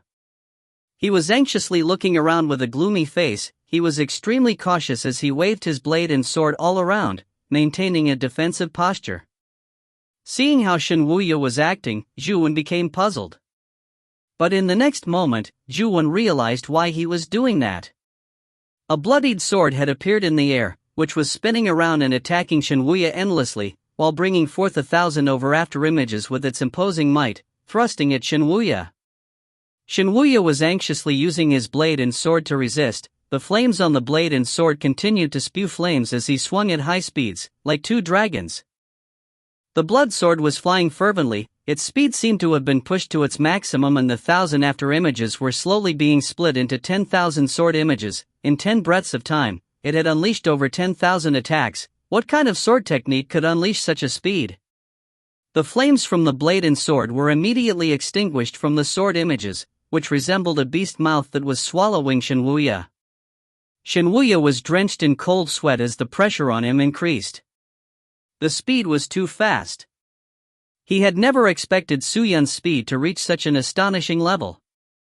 If you find any errors, ads pop up, ads redirect, broken links, non-standard content, etc., please let us know. Report chapter so we can fix it as soon as possible. Chapter 438. Shen Wuya's trump card. Is that his limit? In the participants' stand, Li Changzai thought to himself as he stared at Su Yun, who was wielding the blood-red sword at a quick speed, pressuring Shen Wuya. In terms of frequency, Su Yun's sword strike per second was close to 700.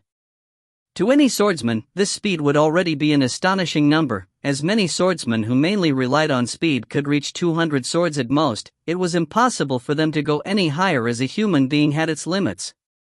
Regardless of what cultivation they were at, releasing such a high frequency of swords was already exceeding that of a human. Shen Wuya had to defend with all of his might. The flames on his blade and sword seemed to almost be extinguished. He was completely suppressed and forced to a corner. Fast. So fast. Too fast. To the point that I can't even see his hands move. So fast that I can't even see his sword. What kind of speed is this? What realm is he in? Seeing Shen Wuya in distress, the entire competition grounds were in an uproar. Everyone was extremely surprised at the sudden change of events. Finally, Shen Wuya could no longer keep quiet. If this continues, I will only lose. Su Yun, I will fight it out with you. Shen Wuya gritted his teeth as he stared at the swordsman in front of him coldly. He suddenly raised his hands and released the blade and sword. He anxiously retreated and took out a glass bottle the size of a thumb, filled with a blood-red liquid. When he took it out, he immediately broke the bottle and held onto the liquid in his right hand, which leaked around his fingers but did not drop on the ground. It flowed around his right arm and quickly into his body instead. Su Yun struck the blade and sword away, causing both weapons to fly out and land on the ground in the distance. The current Shen Wuya was already barefisted, but Su Yun was not courteous at all. He raised his sword and slashed forward without any mercy. But right at that moment, Shen Wuya suddenly raised his head, revealing a strange smile. You think you won? Ha! Su Yun frowned. Shen Wuya waved his hands, and instantly, the hand that had the blood-red liquid formed a network resembling a lightning web that quickly spread across his entire body, making him completely red. When the immortal mystical scarlet blood sword struck onto his body. Clang! An ear-shattering sword hum sounded out. It was as though the immortal mystical scarlet blood sword had struck an extremely tough rock and was unable to pierce in. What? Su Yun frowned. Seeing Shen Wuya unharmed, he raised his sword and slashed towards his head. Clang! The clear sound came out again. It's useless, Su Yun. Shen Wuya shook his head and revealed a pleased smile. What I used was the almighty being spirit blood. It increases the profound spirit chi in my body and grants me the ability to use the top-grade mystical technique, God's spirit body, that I inherited from my master. Now, the current me is in undying existence. This is my trump card. I initially did not plan to use it in this competition, but I want to defeat you. I will defeat you. God's spirit body? Undying existence? Su Yun frowned. When the spectators saw that Su Yun's 2 strikes were unable to even harm Shen Wuya, exclamations and surprise sounded out. What's going on? What is that mystical technique Shen Wuya is using? Su Yun is actually unable to harm him at all? Shen Wuya is Shen Wuya, such a mystical technique should be his trump card. Su Yun's swords are not able to threaten Shen Wuya at all. If Su Yun does not have any more moves, I am afraid that Shen Wuya will win this match. The discussion went on in that manner. But the competition became even more exciting. Su Yun's speed and Shen Wuya's sudden technique had made the competition extremely spectacular. Shen Wuya's mouth curved up as he laughed. Alright, let's stop wasting time. Now, let me show you what true strength is. With that said, he raised both of his hands and formed hand seals with his eyes closed as he activated some sort of technique.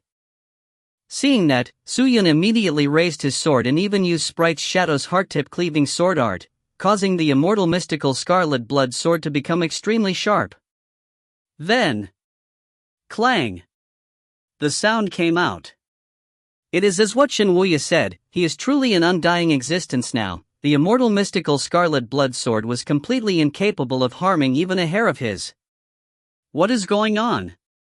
Shen Wuya moved his hands, causing a great amount of profound spirit chi to leak out from his palms. The spirit chi resembled spirit life chi, but it was definitely not. This spirit chi seemed to have a life of its own as it split into 2 and shot down onto the stage, straight into the blade and sword that was stabbed into the ground.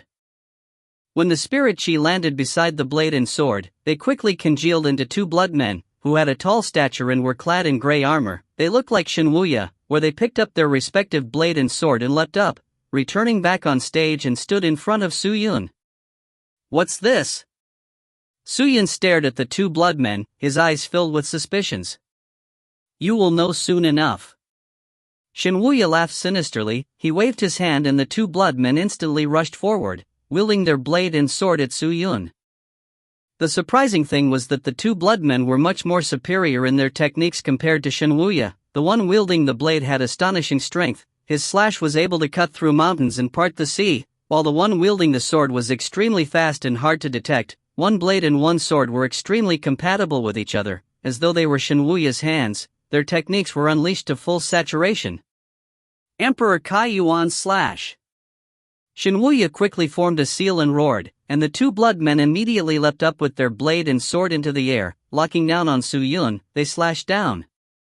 While falling, the 2 of them blossomed out with many blood flowers, causing the 2 of them to look like 2 red shooting stars with an imposing aura. Su Yun stepped backwards to retreat. At the same time he let go of immortal mystical scarlet blood sword and aimed it towards the blood men wielding the blade who was slower. Poochie! The blood man's chest was struck, but he seemed to be oblivious to pain and could not be harmed. He completely ignored the immortal mystical scarlet blood sword's attack and continued its attack onto Su Yun. Dong! The blade and sword landed. Su Yun anxiously dodged aside. Although he was not directly struck by the blade and sword, the shockwave produced from their impact cut his body like steel blades. The spirit chi that dispersed was extremely powerful. If the shockwave was that powerful, then wouldn't a person definitely die if the blade and sword touched their body? Shen Wuya has completely become indestructible. If I am unable to hurt him, what can I do? Su Yun stared at the 2 incoming blood men, and his mind started racing. Suddenly, a thin line appeared in his vision. As the blade and sword had struck the ground, it had caused a large amount of dust to fly. The thin line had become clear due to the dust particles in the air. The 2 lines were connected to Shen Wuya and to the 2 blood men. Must I cut those lines? Su Yun's eyes flashed with a light. He instantly increased his speed to the maximum. He appeared in front of the line and used the immortal mystical scarlet blood sword to slash on it. Clang! The sword edge seemed to have cut into metal. It released an extremely loud sound, but the line remained unharmed. Oh? You realized it? But it's useless, these two lines are indestructible. You think that by cutting the line you can get me? You have to think harder. Shen Wuya chuckled, and continued controlling the two blood men to attack Su Yun. But Su Yun no longer avoided them. He stood near Shen Wuya, who had no blade or sword, but did not try to do anything. One could clearly tell that he was not moving at all. But he did not need to move, he was invincible, but, since there were no other ways to break his technique, then, there was only one way left. Su Yun turned his head and stared at the two incoming blood men, his gaze landing on the one on the left. He still had a hole in his chest, which was formed by the immortal mystical scarlet blood sword, although the blood man did not scream or reveal any pained look, but from the hole, one could tell that the blood men were not immortal and they could get injured as well, just that they were not humans. If I can cut those two blood men, maybe I can get rid of Shen Wuya's technique. Su Yun thought. He extended his left hand into his sword sheath and took out the Desolator. Two primal swords, the immortal mystical scarlet blood sword and the Desolator. But even when the invisible Desolator appeared, very few people sensed it. Only a few spirit cultivators with high attainments or powerful visual treasures sensed that Su Yun was holding onto something. You want to rely on those two things to attack me? Then, I will destroy them. Then I want to see how you want to take me down? Su Yun stood in front of Shen Wuya and stared at the blood men and said. In Shen Wuya's eyes, the pale face hidden under the hooded and pitch-black cloak looked sinister. He inhaled and shook his head. Su Yun, you still don't understand?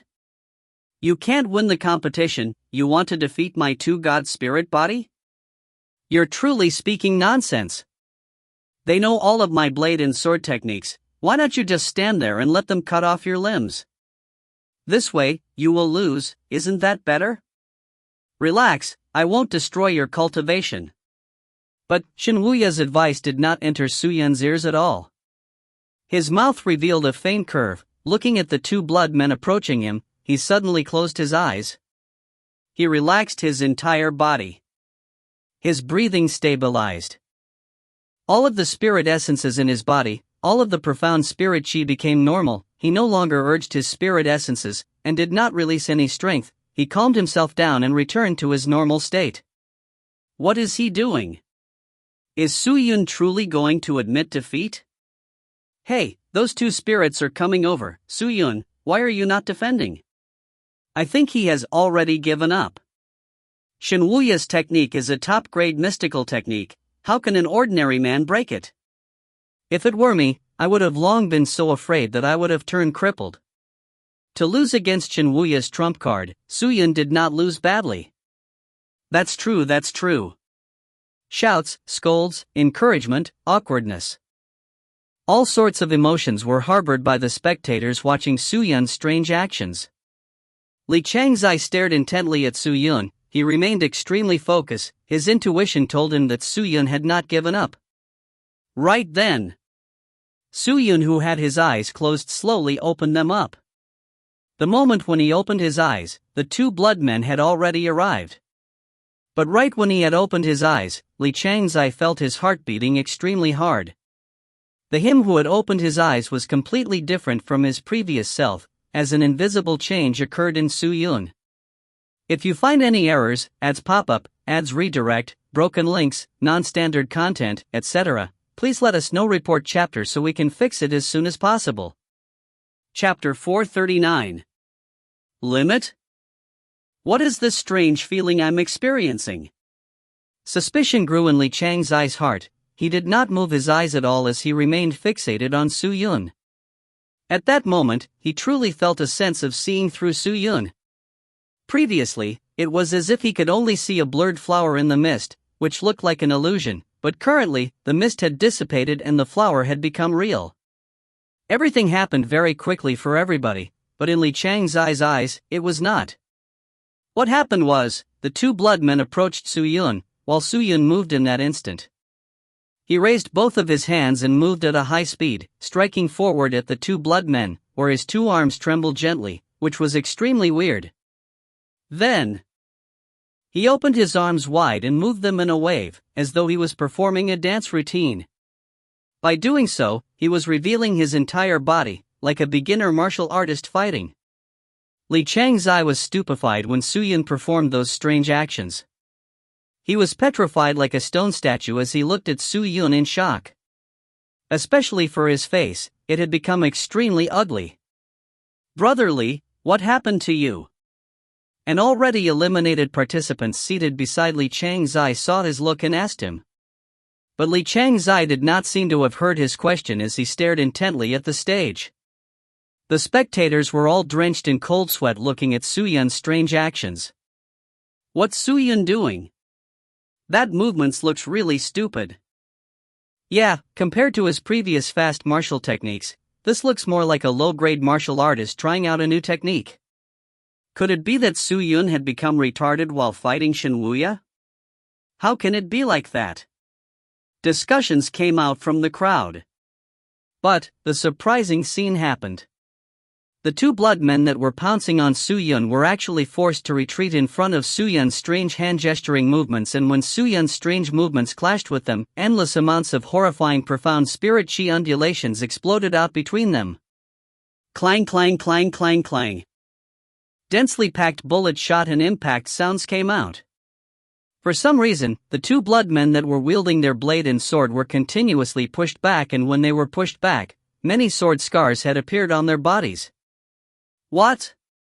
Shen Wuya was startled, but after that, he realized what was going on. Su Yun's wide and large movements looked to be extremely slow, but that was only in appearance. He was actually not slow at all, but instead, he was extremely fast, to the point that it made him look as if he was slow. Shen Wuya was drenched in cold sweat as his heart pounded loudly. It was a kind of realm that pertained to returning to one's origin. A realm that placed him back at the beginning. His fast speed was already able to give off the false impression of being extremely slow. He was unable to estimate how fast Su Yun truly was. Hailed as the blade sword saint of war, he was naturally not slow either, but at that moment, he was incapable of following Su Yun's speed. Fast. Too fast. Oh my god, could this be Su Yun's true speed? Below the stage, Zhang Guahao suddenly stood up and spoke in shock. "I do not know what swift sword Li Chang's size limit is, but I reckon that it isn't as fast as that." Li Guifeng spoke softly, and as she said that, she turned to look at Li Chang's eye. When she saw his expression, she confirmed her guess. There are benefits to being fast, but it is not enough to be fast. If a person unleashes a sword strike too quickly, the profound spirit chi is incapable of following it up. The strength in every sword would be lacking. Like previously, although heavy sword Huaya Shan's sword was extremely slow, the power in every attack of his were extraordinary. One sword was able to resist the opponent's attacks that was over 100. Su Yun might be fast, but that does not mean he will win. "Everyone, just continue watching," Xiao Ziru said. The other three nodded their heads, agreeing with Xiao Ziru's words. The blood men were ultimately still spirit bodies summoned by Shen Wuya and were not real people. They did not have thoughts. If not for Shen Wuya's commands, their attacks would be extremely simple, and after fighting them for a few rounds, one could easily grasp their techniques.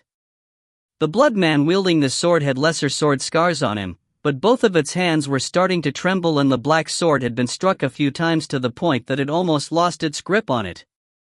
Although the blood man wielding the blade looked extremely stable, there were too many sword cuts on it, so it was already having difficulties supporting itself. Seeing that, Su Yun increased his strength. The Desolator and the immortal mystical scarlet blood sword in his hands suddenly changed direction. They both focused on the blood man wielding the black sword. Clang! The immortal mystical scarlet blood sword unleashed 500 plus slashes aimed directly at the black sword, while the Desolator took the opportunity to strike its head. Poochie! Bloodlight soared into the sky, a blood-red head flew and started to plummet down, and the blood man wielding the sword became immobile.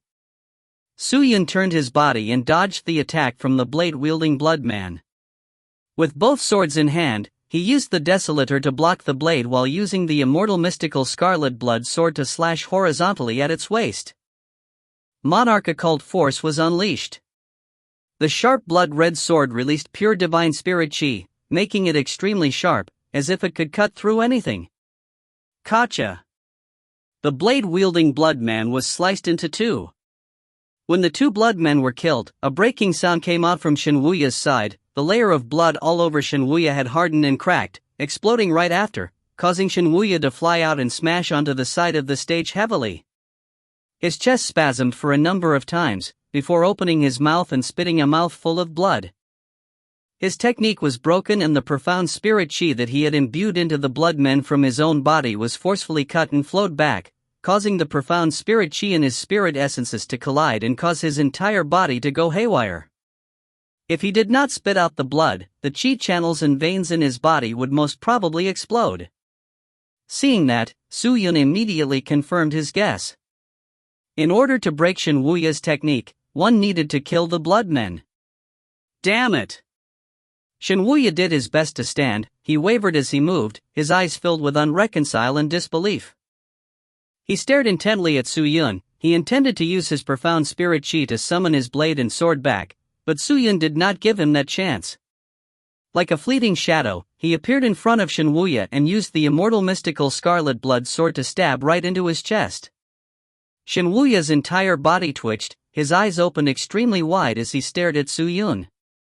He extended his hand out to grab onto Su Yun's clothes, gasping for breath with his remaining strength. Li Changzai and I have fought many times, but every time, I will win against him easily. I never thought that I would lose to you. I am not resigned to this. His voice gradually grew weaker and weaker, and finally due to the loss of blood and pain, he fainted. Victory! Upon seeing that, the workers below immediately rushed forward and brought Shenwuya down. As the top 14, participants like Shenwuya held extremely high potential. Naturally, they would not die so easily. As long as they were able to seal their spirits and construct their bodies, they could revive, but their cultivation and talent would drop and be crippled. This battle could be considered shocking and extremely spectacular. Very few people were watching Hanyu Xayan's battle, as the majority were fixated on Su Yun's and Shenwuya's battle. It caused too big a commotion. Shenwuya was not weak. His powerful blade and sword, spirit body, and his strange state of invulnerability proved that he was powerful, but Su Yun was even stronger. His unstoppable speed and strangely concealed body displayed his strength. Many people found it hard to recover from the outcome of the match, as they were still immersed in Su Yun's strange movements. When Su Yun walked down the stage, more than half of the spectators looked at him. Right at that moment, a few people had already placed Su Yun up the ranks with Hanyu Xian and the few other geniuses. Who exactly is that guy Su Yun? Xiao Ziru muttered. In a single day, Su Yun had surprised her too many times. He had put her down too many times, causing her to feel that it was harder and harder to see through him. Shenwuya was eliminated, while Su Yun rose in rank. Very quickly, explosions sounded out from the other stage, attracting everybody's attention. Su Yun had just gone down the stage when he heard the commotion. He immediately turned and looked towards the stage. At that moment, Hanyu Xian and Li Qin, the representative of New Deer Auction House, had not finished fighting, but the entire stage was covered in ice, causing the stage to sparkle and the temperature around them became extremely low. The competition was at its climax. Li Qin floated in the air with a flushed red face, gasping for breath as he looked at the young lady who was inside the ice on stage. His face was pale white and did not seem to be in a good condition. Li Qin was a zither Dao expert that used the zither as a weapon to kill, but he had met his match. Mystical Sound Cleave. Li Qin roared, and placed the 8-string zither in his hand to the front. Using both of his hands, he started to strum fervently on the zither. Every vibration of the string would produce a gray sound blade that flew at Hanyu Xian, and in less than a second, Li Qin's 10 fingers had produced over 100 of these sound blades, all of them flying towards Hanyu Xian like raindrops. Great Ice Sphere Defense. Hanyu Xian spoke unhurriedly, waving the sword in her hand around her. Crack! The slender sword tip released a halo of snowflakes, and when the sound blades approached, all of these snowflakes quickly congealed together and transformed into a gigantic ice mirror. The sound blades collided with the mirror, but were actually all repelled back. All of the sound blades flew towards Li Qin instead. Upon seeing that, Li Qin's face changed. He anxiously activated a treasure. It was a 50th tier Imperial equipment. A red turtle armor chi wrapped around his body tightly, but he knew the strength of his own sound blade, and it would not be easy for the Imperial equipment to defend against his own sound blades.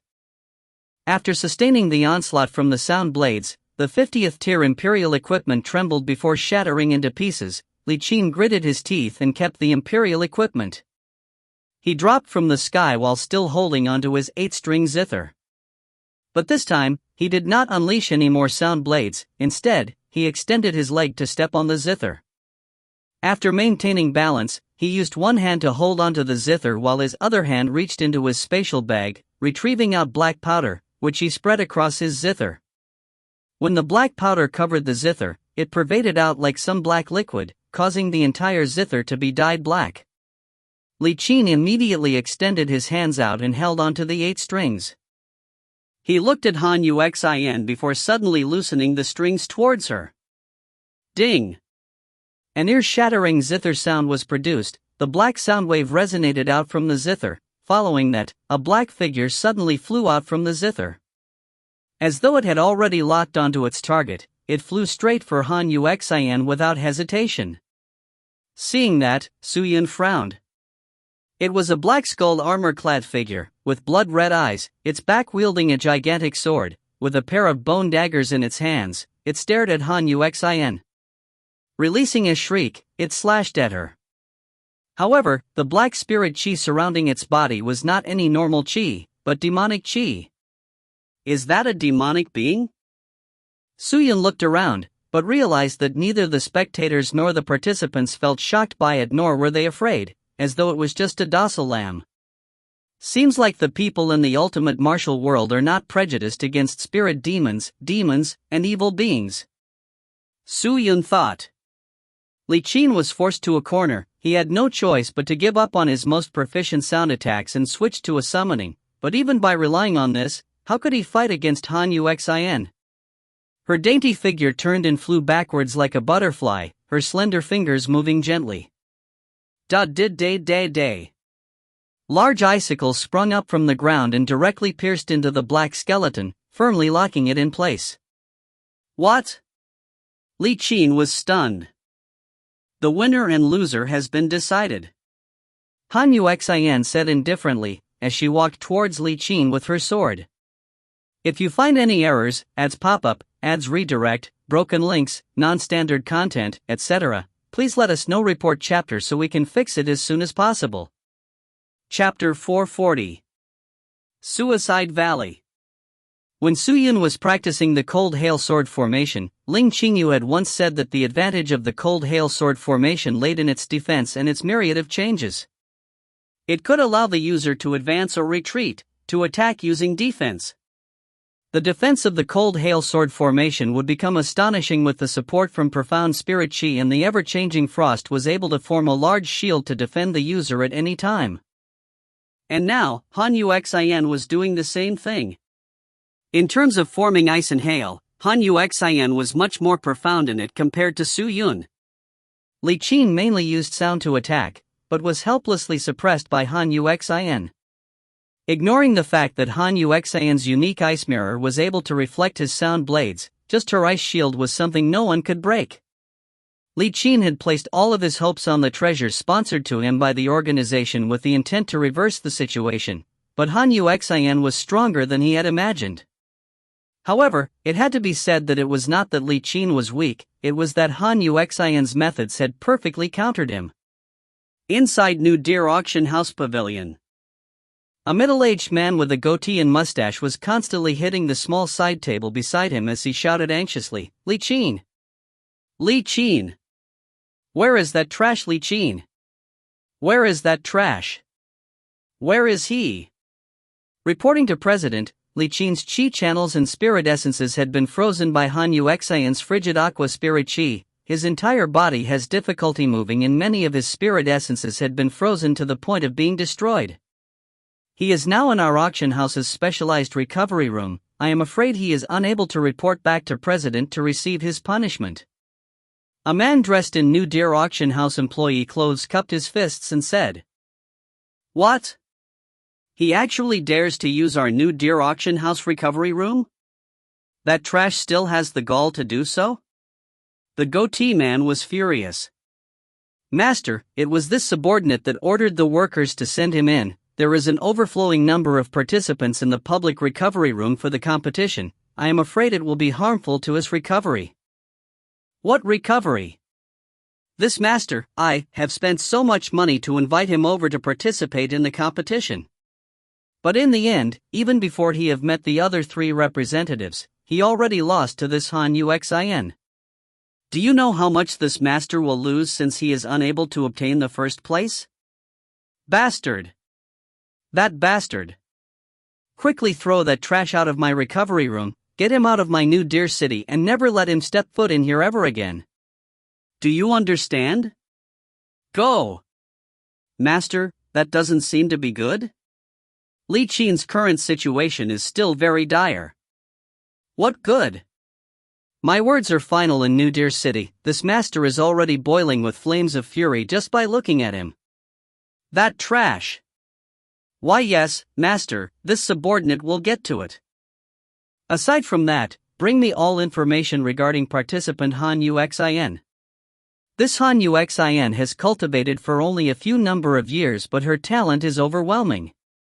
She is a capable individual worth investing into. If we can bring her into our New Deer auction house and groom her, she will definitely be a worthy investment in the days to come. This subordinate understands." The subordinate cupped his fists and bent his waist, then anxiously retreated out of the pavilion. The pavilion regained its silence and continued to revolve slowly in the air above the competition grounds. The man looked towards the other 3 pavilions and squinted his eyes. The competition carried on. But it was already nearing the end. Following the elimination of Li Qin, New Deer Auction House had completely lost in the competition for the authority of the region, leaving behind the 3 other representatives of the organizations and 3 remaining participants. Han Uxin, Li Changzai, Su Yun, Wu Quankai, Xin Si, Lu Lang. Then, let the big screen churn once more. The host Zhu Wen shouted out for the continuation of the competition. Everyone anxiously looked up at the screen. The gigantic light screen kept on flashing and only started to stop after 3 breaths of time.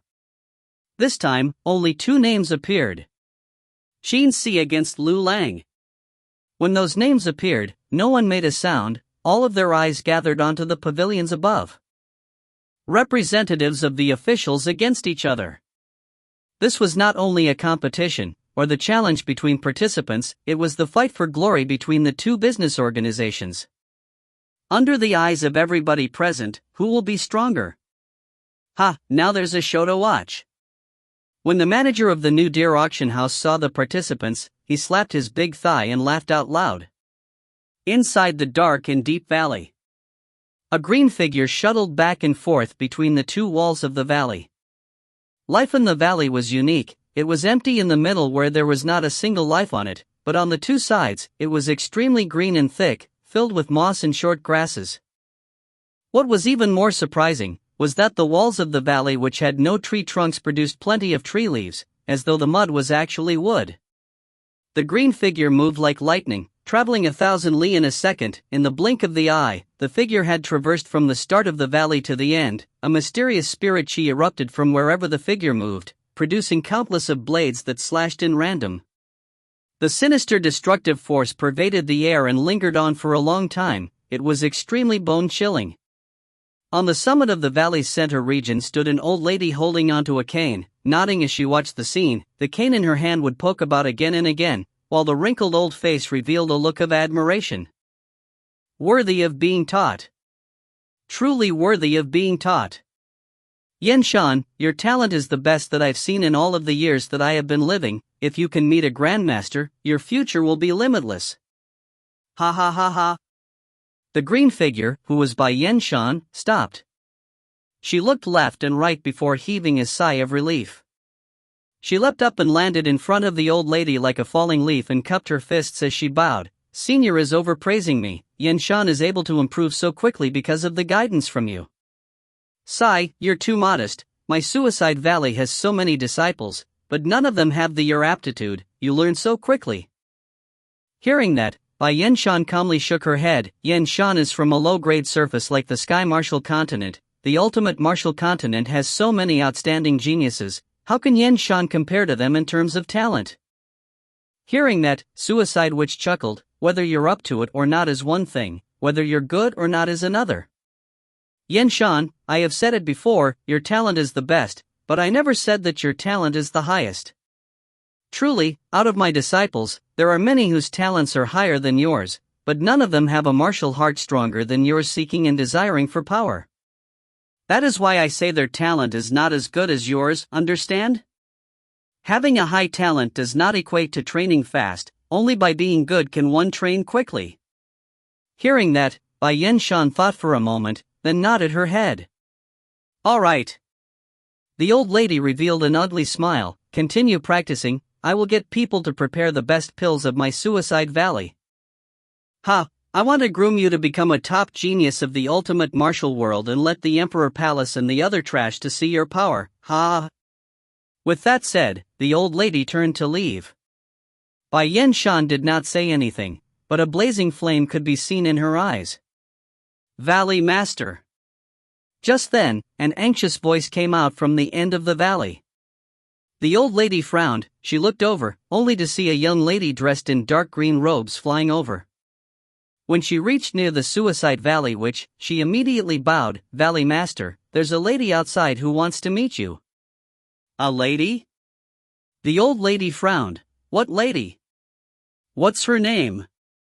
She calls herself Long Xianli. The young lady said. Long Xianli? I have never heard of her. Why does she want to meet me? The old lady did not understand. She waved her hands. Chase her off. How can this old lady meet any random cats and dogs on the street? All these words were not hidden from Bai Yan Shan. Upon hearing Clan Elder Long Xianli's name, she immediately bowed. Senior, please wait, Yan Shan knows Long Xianli. The old lady turned. You know her? That is right.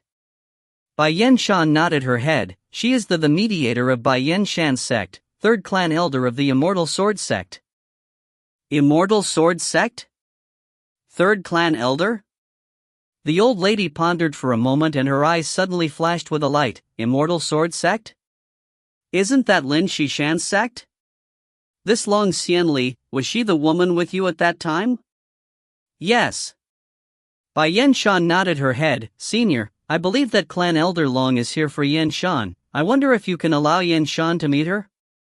About that, Suicide Witch's yellow eyes turned. She suddenly revealed a strange smile. Yan Shan, don't be anxious. What about this? You continue training first. This old one will go and receive her first and clarify her intentions. If she is here to find you, I will arrange for a meeting. What about that? Hearing that, Bai Yan Shan's eyebrow twitched slightly. She remained quiet for a moment, but ultimately, she nodded her head and cupped her fists. Then I will have to trouble Senior. All right. Suicide Witch laughed and spoke to the young lady. You all stay and accompany Yan Shan. This old one will go and receive her. Yes, Valley Master. Everyone cried out. The old lady laughed and turned. Suicide Valley was in a unique location with heavy defense mechanisms and was the most mysterious place that was equal to the Emperor Palace. Suicide Witch was a crafty person and had done many evil and offended countless. She was hated everywhere, and if not for her carefully creating the unique valley location, she would have long died to vast amounts of enemies. After leaving the mystical Green Valley, the old lady arrived inside a gigantic moss green tree which was extremely wide, where there were wooden houses all around which were supported by formations and built along the tree walls.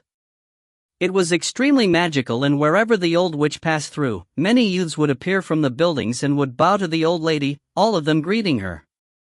The old lady did not look at them, but headed to the biggest structure. This Long Xianli has a good talent as well. Although she is not comparable to Yan Shan's pursuit for the martial Tao, she is a genius as well," the old lady mumbled. Very quickly, people gathered in the hall. At that moment, seated right in the center was a young lady dressed in white that had looks that could overturn cities. The lady had delicate ruby lips with long eyebrows and hair like a waterfall. She had a slender waist that completely proportioned her body to perfection. Her white skin was slightly flushed red, and any man who saw her would flutter and fall for her. Such an enchanting beauty was not normal at any location. Right at that moment, the lady's face had a worried and anxious look. Despite her frowning eyebrows, she still gave off an unparalleled sense of beauty. The old lady entered the hall and scrutinized her. She then nodded her head and revealed a look of admiration. "Good. Good. Good," the old lady commented thrice. Hearing that, Long Xianli immediately turned. She saw the group of people behind the old lady and immediately bowed. Long Xianli greets Senior. If you find any errors, ads pop up, ads redirect, broken links, non-standard content, etc., please let us know. Report chapter so we can fix it as soon as possible. Chapter 441. Lamb in a Tiger's Denver.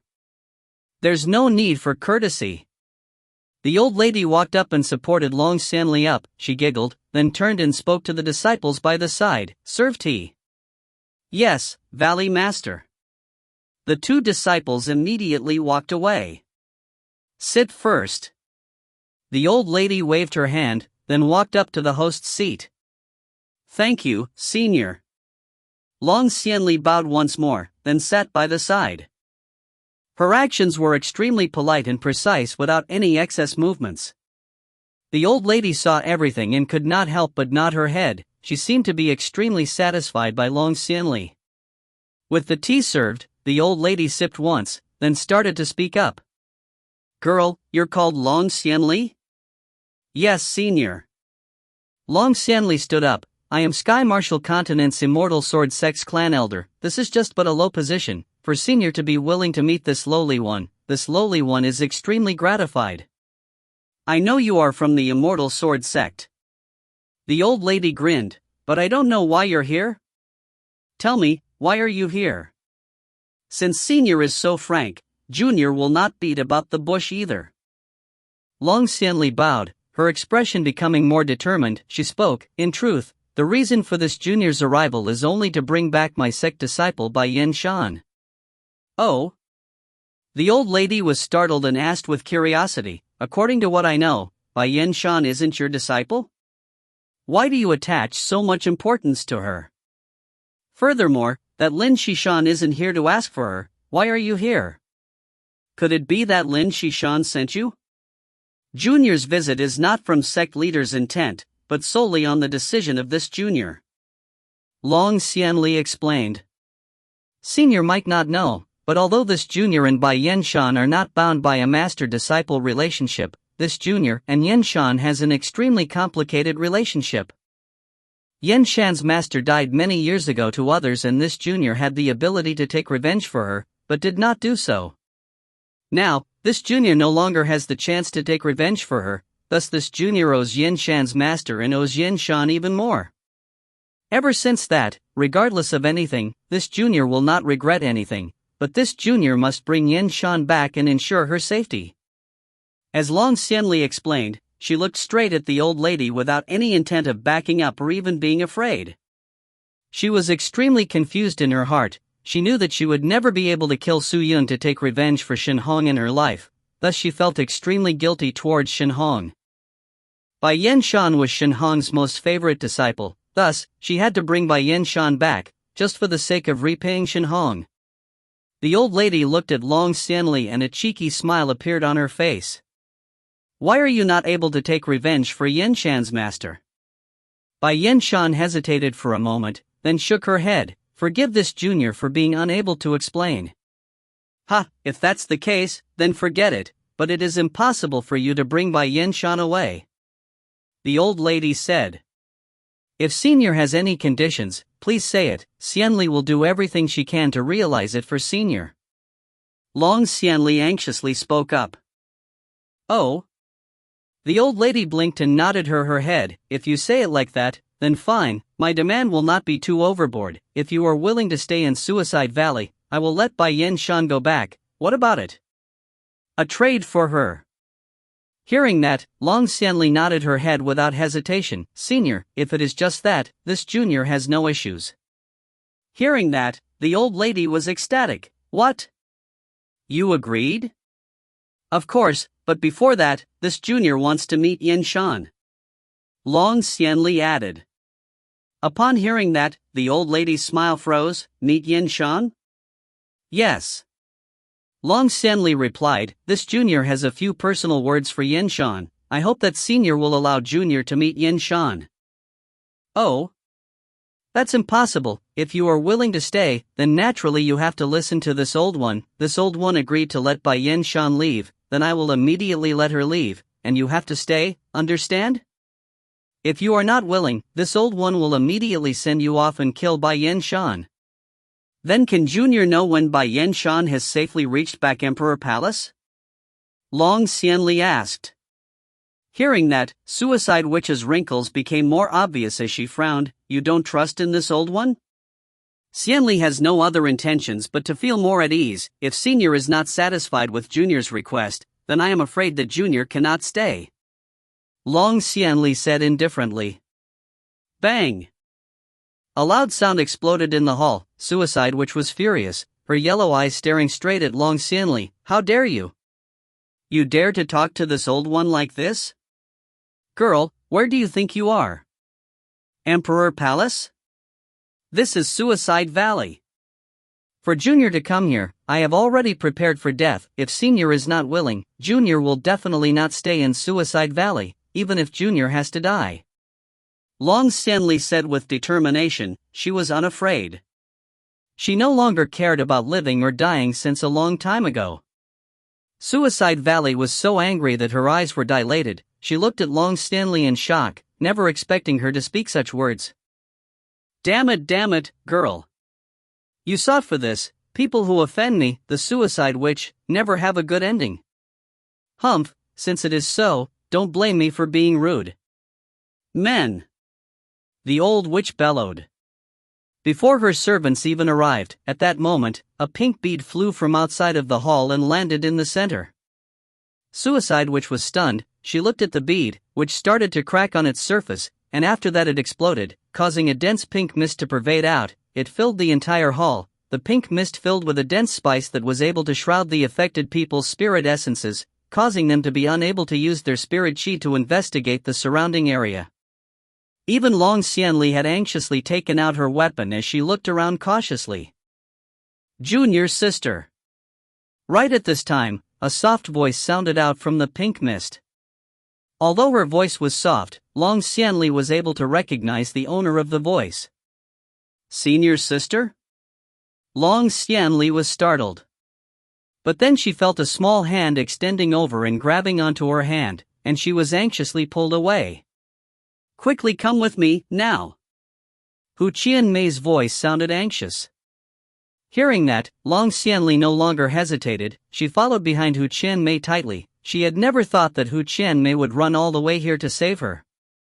Although Hu Qianmei was a tough enemy in the Sky Martial Continent, but in the ultimate martial world, her cultivation was not considered high. It wasn't just Hu Qianmei, even Long Xianli herself is considered to be of average strength. To rush to Suicide Valley to rescue Bai Yen Shan actually required a great deal of courage from her. Could it be that senior sister still cares about me? If not, why would she be here? Long Xianli's emotions was complicated. However, it was not the time to think about that. Suicide Witch was furious. Negotiations were no longer possible, and she had no choice but to leave. Hu Qianmei seemed to be familiar with the place. She moved with ease around while bringing Long Xianli out of the strange woods and directly flew out of the valley. The two of them activated their profound spirit chi and rushed out like the wind. One white and one red streak of light flew in the horizon. Senior sister, why are you here? Long Xianli looked at Hu Qianmei beside her, who was dressed in pink and still looking as naive as ever as she asked. Humph, you are only worthy to die in my hands. I will not allow that witch to kill you. Hu Qianmei snorted. Her words obviously did not mean what she thought. Long Stanley did not say a word, but her face was riddled with complicated emotions. Hu Qianmei looked at her and sighed, then spoke out, "But I have to say, aren't you overestimating yourself? You actually came here alone. You've only been in the ultimate martial world for a short time and you were even brought over by the Emperor Palace. You should know what kind of person that suicide witch is, right?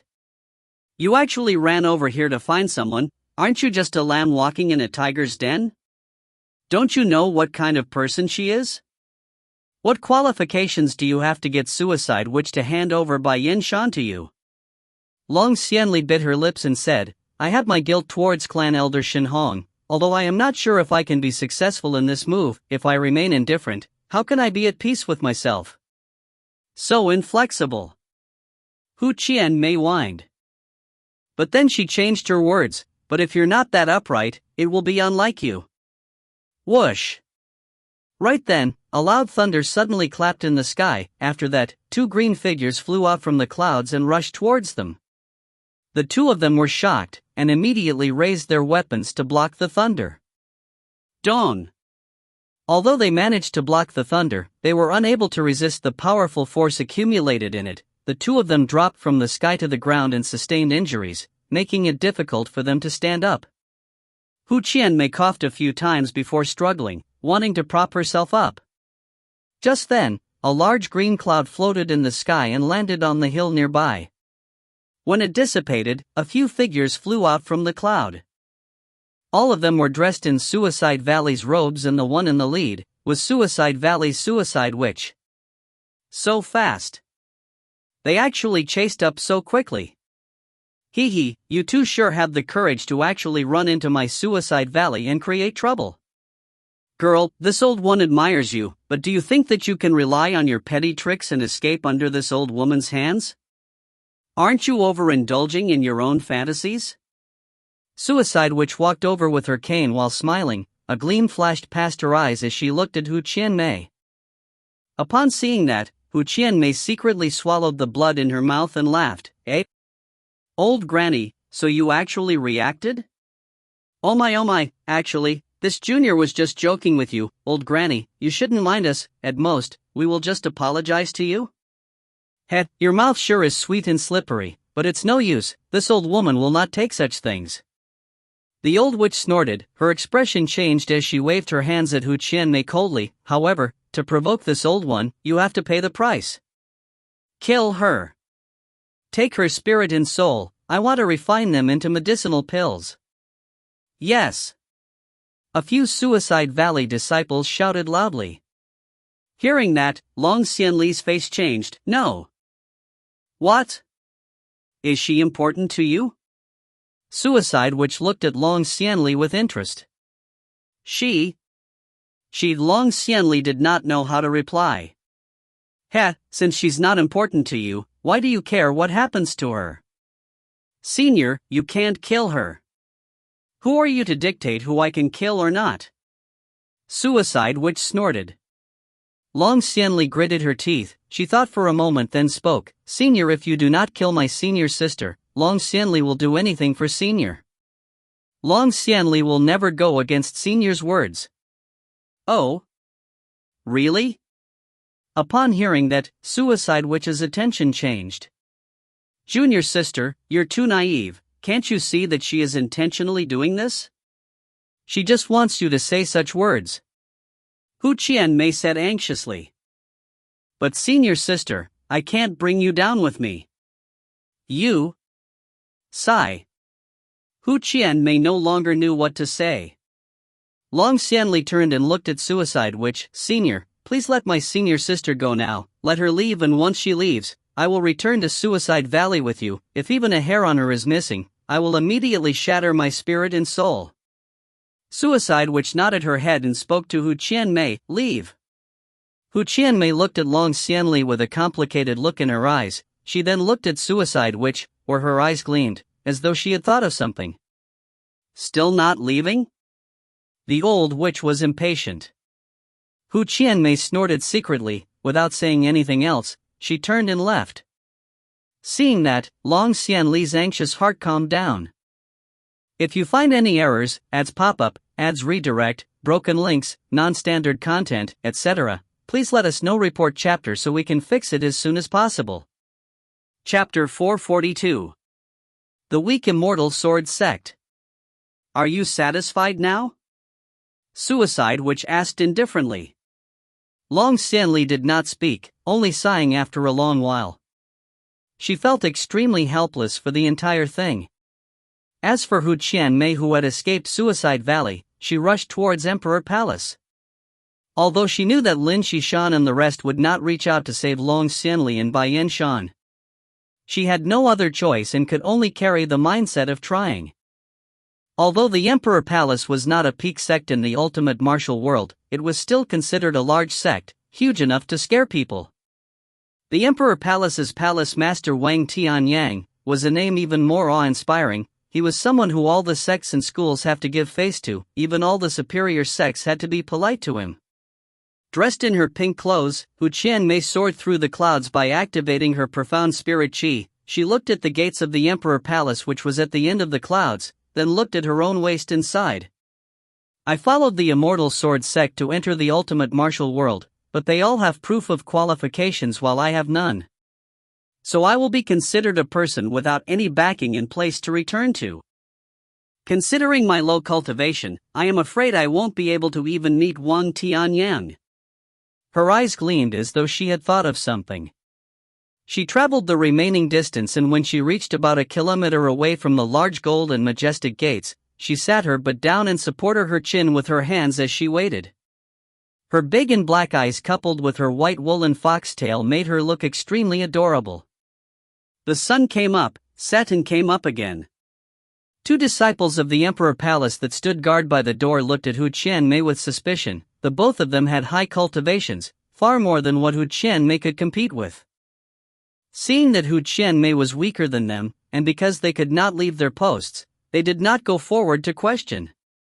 After a period of time, more disciples walked in and out of the Emperor Palace, and it became slightly crowded. After yet another long period of time, finally, two disciples that dressed differently from the Emperor Palace disciples walked out. They were Immortal Sword Sect disciples. The two of them were dressed in white swordsman robes with swords in hand. They had earnest expressions and would greet whoever they met, maintaining their reservedness. Although training in Emperor Palace is largely beneficial for Sky Martial Continent's people, we must always maintain the appearance of being the lower men. It is truly restrictive.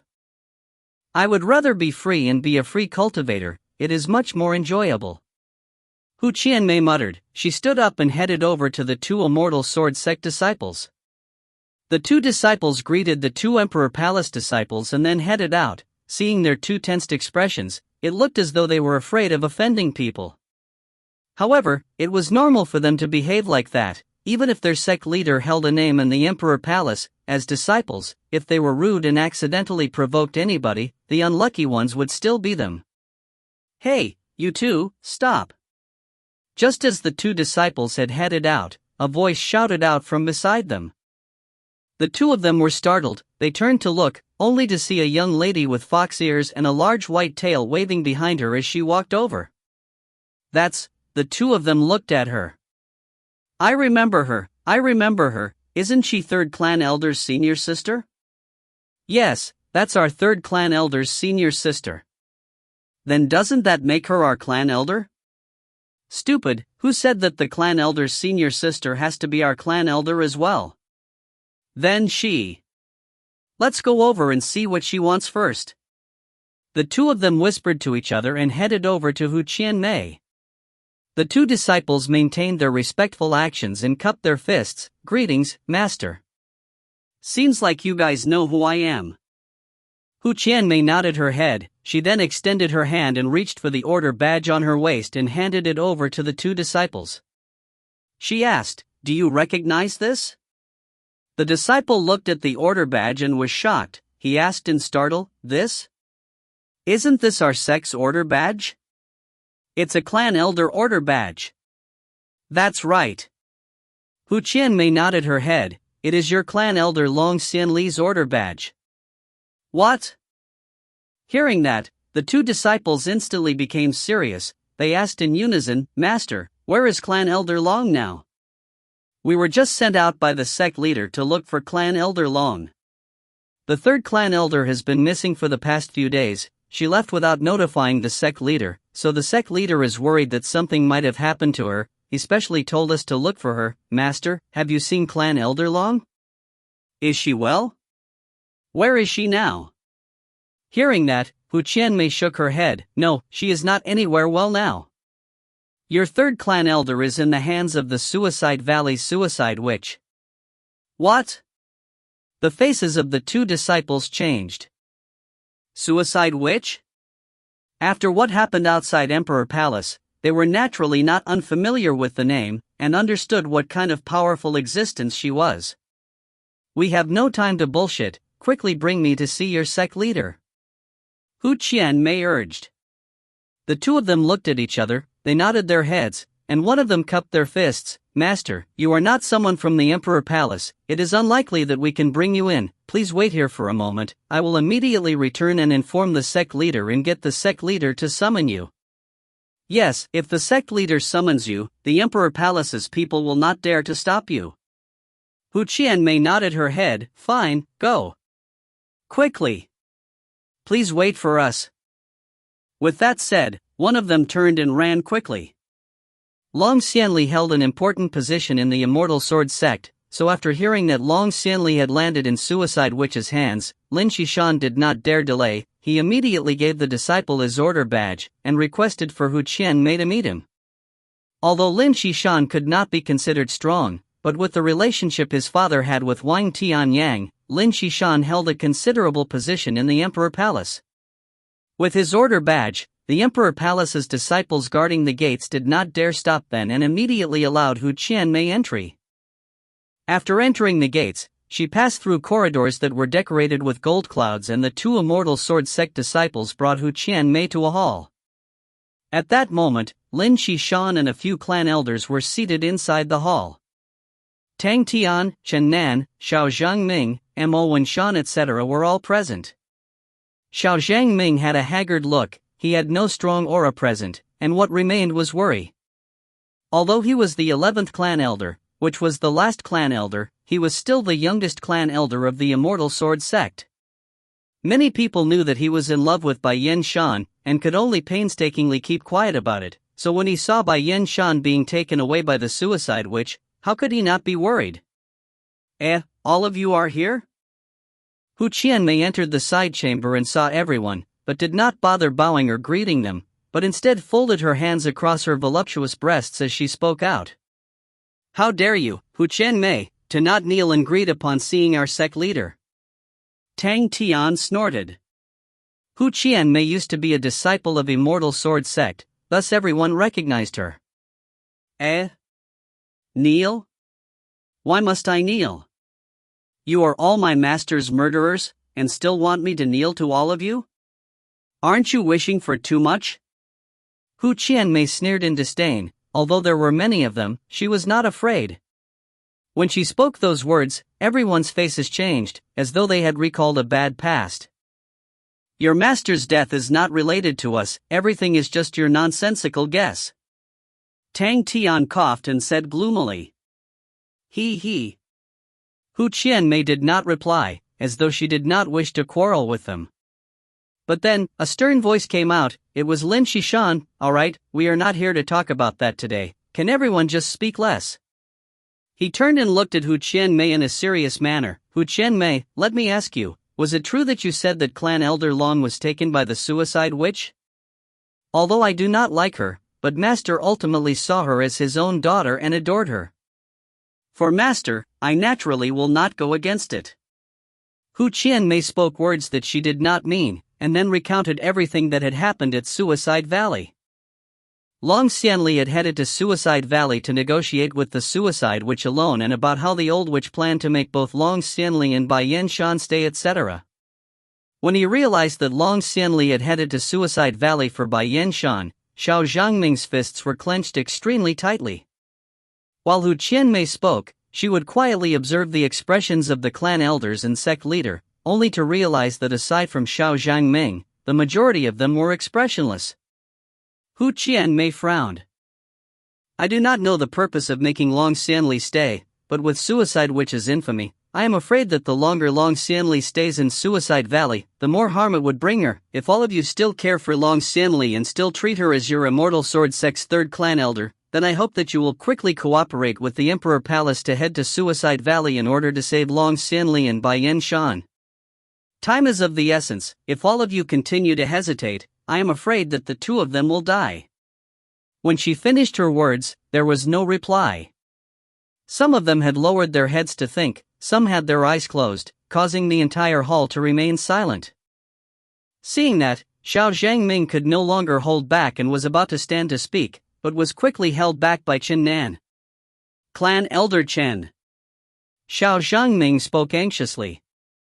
However, Chen Nan gently shook his head and held onto Xiao Zhangming tightly, not allowing him to act recklessly. Seeing that, Xiao Zhangming hesitated for a long while. After that he punched his own thighs ferociously, then looked to the side with extreme pain in his eyes. Hu Qianmei saw everything, a sneer appearing on her face, her eyes revealing a smiling expression. So? Various esteemed elders of Immortal Sword Sect? Why are none of you speaking? For such a matter, what is there to hesitate for? The matter is not as simple as you think. Lin Shishan shook his head and said indifferently, in truth, such a thing had happened before. Suicide Witch is no ordinary character, and the Suicide Valley is also a place filled with traps. It's like a gigantic and sturdy turtle shell. It is hard to breach, and our Immortal Sword Sect is too weak. Just by relying on ourselves, we cannot save Clan Elder Long or disciple Bai Yen Shan. You can seek help from the Emperor Palace. Lin Shishan sighed. Uncle Wang has already made his intentions clear. He will not do anything to Suicide Valley. That means, you are all going to ignore Long Xianli and Bai Yen Shan's life? Hu Qianmei smiled. It is not that we are ignoring them, but we are incapable of doing anything. Tang Tian said, we are ultimately still Sky Martial Continent's people and are not able to fight against Suicide Witch, or are you hoping for us to die for nothing? What a joke! Is it a must to fight when saving them? There's so many of you, yet you're unable to come up with a plan? If you can't fight, can't you use your brains? What are your heads for? Clearly, all of you fear the Suicide Witch and dare not do anything. What a sanctimonious group of people. Hu Qianmei sneered with disdain. Maybe finding all of you was a mistake of mine.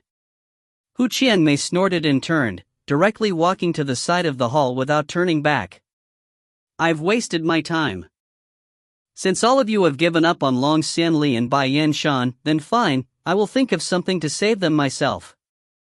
Although I have mediocre strength, but I, Hu Qianmei, will not always be this weak. A group of helpless people, Immortal Sword Sect, just wait and see. With that, she left the hall. As though she was not willing to waste even a minute of her time. Rude! Tang Tian roared in anger. He was about to reach out to capture Hu Qianmei, but was stopped by Lin Shishan. Forget it, Clan Elder Tang. Lin Shishan looked outside the gates and took a deep breath, then said, maybe she's right. If you find any errors, ads pop-up, ads redirect, broken links, non-standard content, etc., please let us know. Report chapter so we can fix it as soon as possible. Chapter 443. The Decisive Battle of Swift Swords. Boom! An intense explosion sounded out from the stage. Two figures separated and landed on opposite sides of the stage. The terrifying destruction pervaded out like a ripple, and everything that was struck withered or broke down. The initially completely restored stage was once again broken into ruins. The sky darkened as though a storm was approaching. All of the spectators held their breaths, all of them focused on the two figures lying on the ground. The intense battle had already made them completely immersed in it. Now, they only cared who would be able to stand, who would be the winner. Lu Lang is a fierce man with powerful offense. Like a ravenous wolf, he never holds back on any mystical technique he uses and gives it his all. He fights extremely savagely, as though he is suppressing Qin Si. But towards the end, fatigue and weakness set in. His reckless use of spirit chi started to reveal its effects, and in the end, Qin Si, who was always defending, turned the situation. Seated in the participants' stand, Suyun muttered to himself as he gauged the situation. The two competitors were 4th stage Spirit Master Realm cultivators. Any technique they used could easily destroy a sect. If not for the unique setup of the competition, the whole place would have been razed to the ground. Lu Lang was not weak, it was just that Qin Si was proficient in his defense and dragged the battle as he waited for Lu Lang to exhaust himself, thus turning the situation more towards his favor. Suyun no longer bet in the following rounds. He did not know the other participants and did not know who was stronger or weaker. If he had made bets, he would simply make a loss. But he had confidence in his own matches, thus he could place bets. Although at the moment, the participants' strengths were all unfathomable, he was already deep into it. He knew of the dire punishments for losing, and since it was so, why not give himself a bit more pressure? Brother Su, who do you think will win in this round? Lu Zhanyuan asked softly. Suyun gently shook his head and did not say a word. He was not sure himself. They were both representatives of the huge organizations, who knew if they had trump cards. Crack! Right then, a clear sound suddenly came out from the stage. Everyone immediately looked towards the stage. They saw Qin Si, who was initially on the ground gasping for breath as he stood up. What surprised everyone was that he was slowly recovering despite all the injuries on his body. The wounds started to close up and heal, and even his robes were seemingly being patched up by itself. This bizarre scene stunned the spectators. A few of them looked carefully and noticed that a faint halo of gray charms floated around Qin Si. They were spinning at a fast speed around him. Because they were extremely thin and faint, adding their fast revolutions, no one noticed it. The charms were releasing strange profound spirit chi that enveloped Qin Si, restoring his flesh and skin, and even his items. Is that a treasure? Lu Zhanyuan finally noticed something weird on Qin Si and asked. Most likely.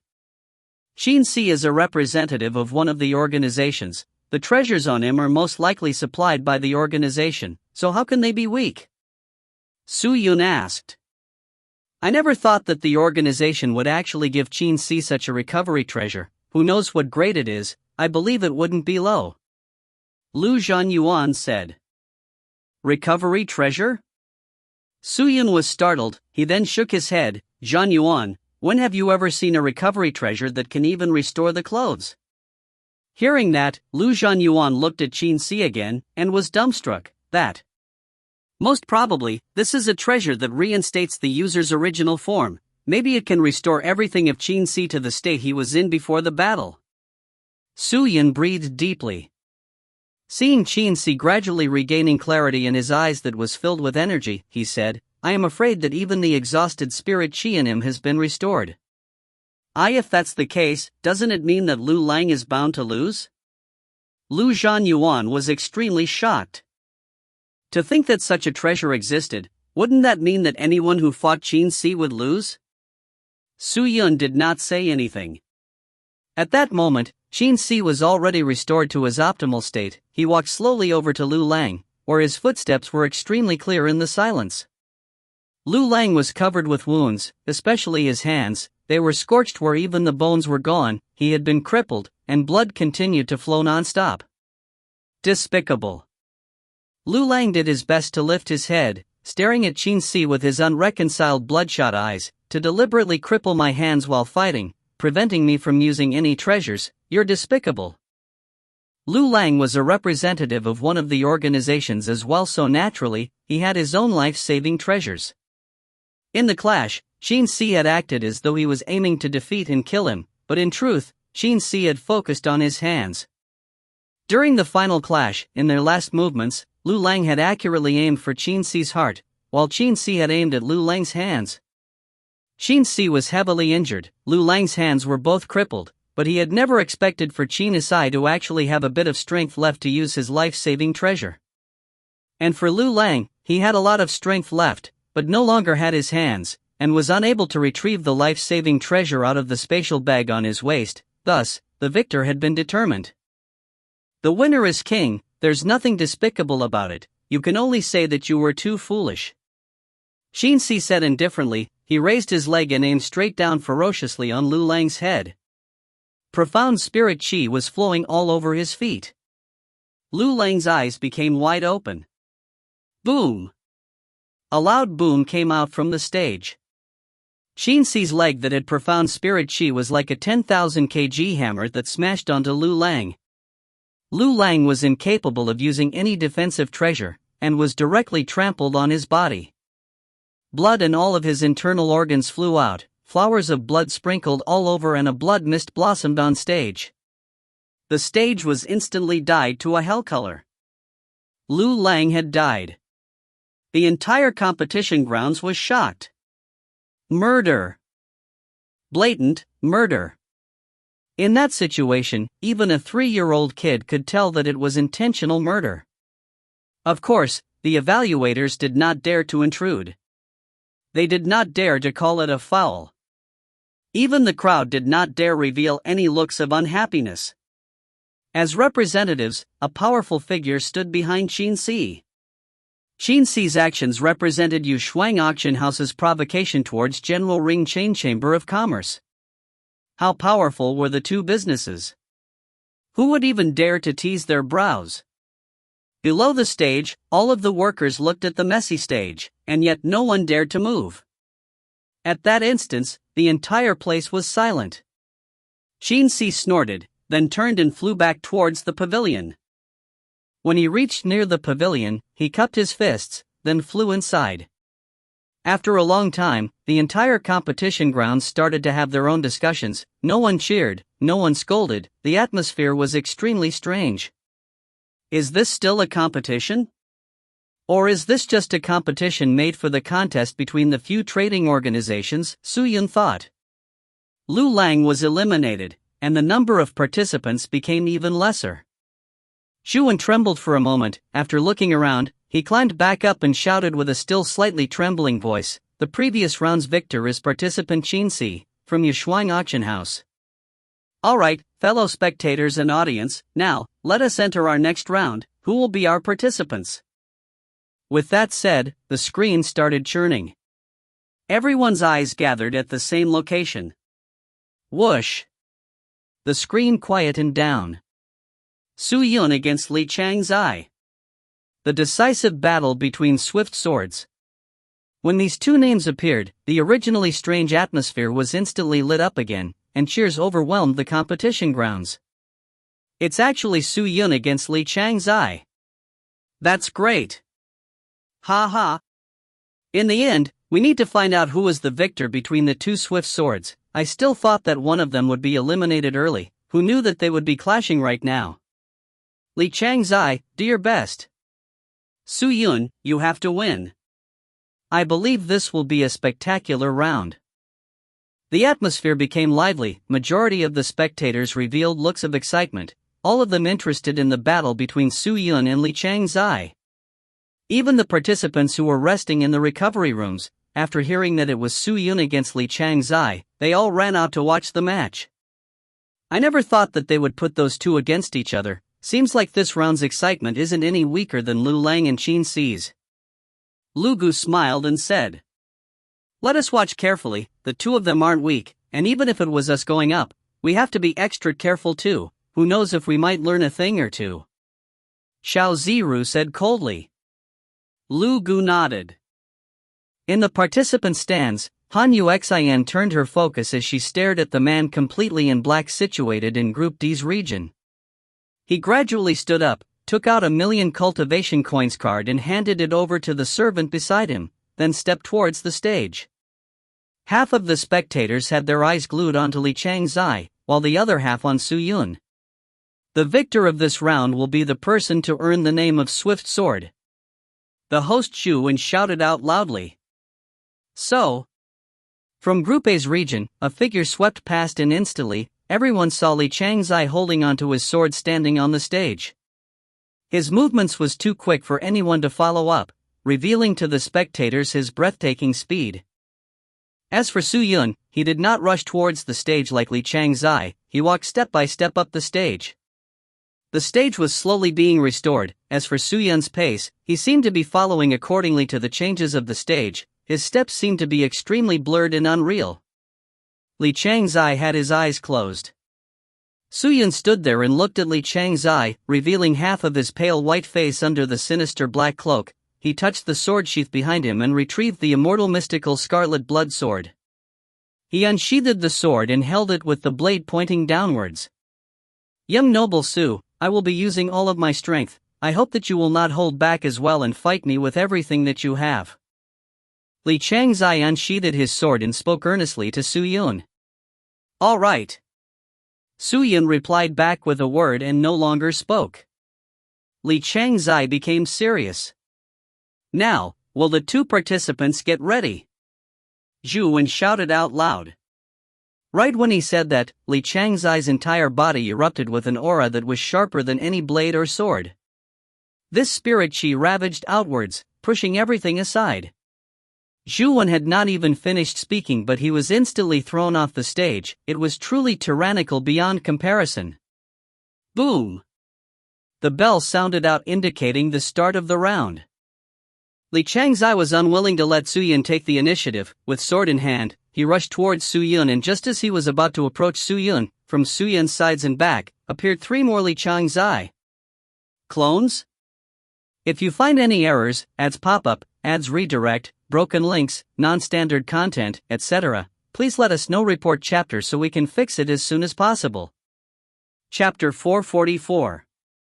I practiced earnestly. The four Li Changzais all around him portrayed the same stance, aiming their swords straight at Suyun. The spirit chi that was swelling all over his body like a balloon suddenly broke, fervently surging out swift wind spirit chi, while the four Li Changzais brandished their swords at extreme speeds, like four electric fans rushing towards Suyun with breathtaking speeds. Facing the four-pronged attack, Suyun could simply rely on his 7th-tier Imperial equipment, but at the moment, he was also looking forward to defending against Li Changzai's swift sword. If I were to use the Imperial equipment, wouldn't it be too boring? Suyun thought. In one hand, he held the immortal mystical scarlet blood sword while holding the Desolator in the other. Shifting his center of gravity to his hind leg, he turned his body while continuously dancing with both swords, blocking the incoming attacks. The scene caused all of the spectators to be dazzled and could only see a flurry of sword images clashing, with countless of sparks and spirit chi blossoming out. No one could see Suyun's hands any longer, while Li Changzai's hand was a slight blur, but it was almost close to invisible as well. The speed that the two had reached had already exceeded what ordinary people could see. Seeing Suyun's relaxed state and his stable profound spirit chi, Li Changzai knew that his four-pronged attack was useless. With a swerve, he retracted his sword and retreated. He converged the profound spirit chi in his body and unleashed another technique. Tornado Rain Strike. With a roar, the three clones transformed into arrows and shot back towards Li Changzai's main body, while Li Changzai suddenly jumped up and spun his body with a quick speed. When the three clones reached near his main body, he started swinging the sword in hand, causing rows after rows of sword images to envelop him. Whoosh whoosh. Strong gales were formed all around him. The wind was as cold and sharp like swords. They cut towards Suyun. This technique was similar to Divine Wind Sword Technique's last move, Single Sword Rising Wind. However, its might was many times weaker than Single Sword Rising Wind. The power that Li Changzai unleashed made Suyun unafraid, and he could simply break it off. Following that, Li Changzai's spins became faster and faster. The speed started to gather around him, and very quickly, a furious tornado formed which spun extremely quickly at Suyun. The tornado's head was connected to the sky, revealing its height and imposing power that shook the spectators. Seeing that, Suyun slightly frowned. He took one step back with his left leg and used both swords to welcome the incoming tornado.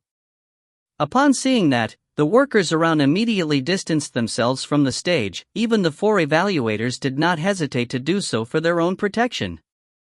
Zhang Guihao had unleashed his treasure, activating a defensive Imperial equipment and protecting the evaluators. They did not want to be affected by the tornado. Only Zhu Wen was unfortunate. He was directly struck by the wind and struck the side of the competition grounds, almost fainting from it. Everything around the stage was blown away, causing the place to become messy. The spectators held their breath. They stared at the stage thinking, could Suyun survive that terrifying attack? Just then, Suyun, who had been standing still, suddenly opened his eyes that revealed black smoke. Following that, the blood-red immortal mystical scarlet blood sword and the invisible desolator leaked out a large amount of evil spirit chi, which caused both sword tips to vibrate at a very fast frequency. Evil spirit chi? Xiao Ziru was startled. Chi! Howls came out from both swords. Following that, two large evil spirits sprung out from the sword blades and stared fiercely at the tornado. Suyun closed his eyes once again and entered into a state of emptiness. Wind. Powerful wind. Indestructible and powerful wind. He could clearly feel everything.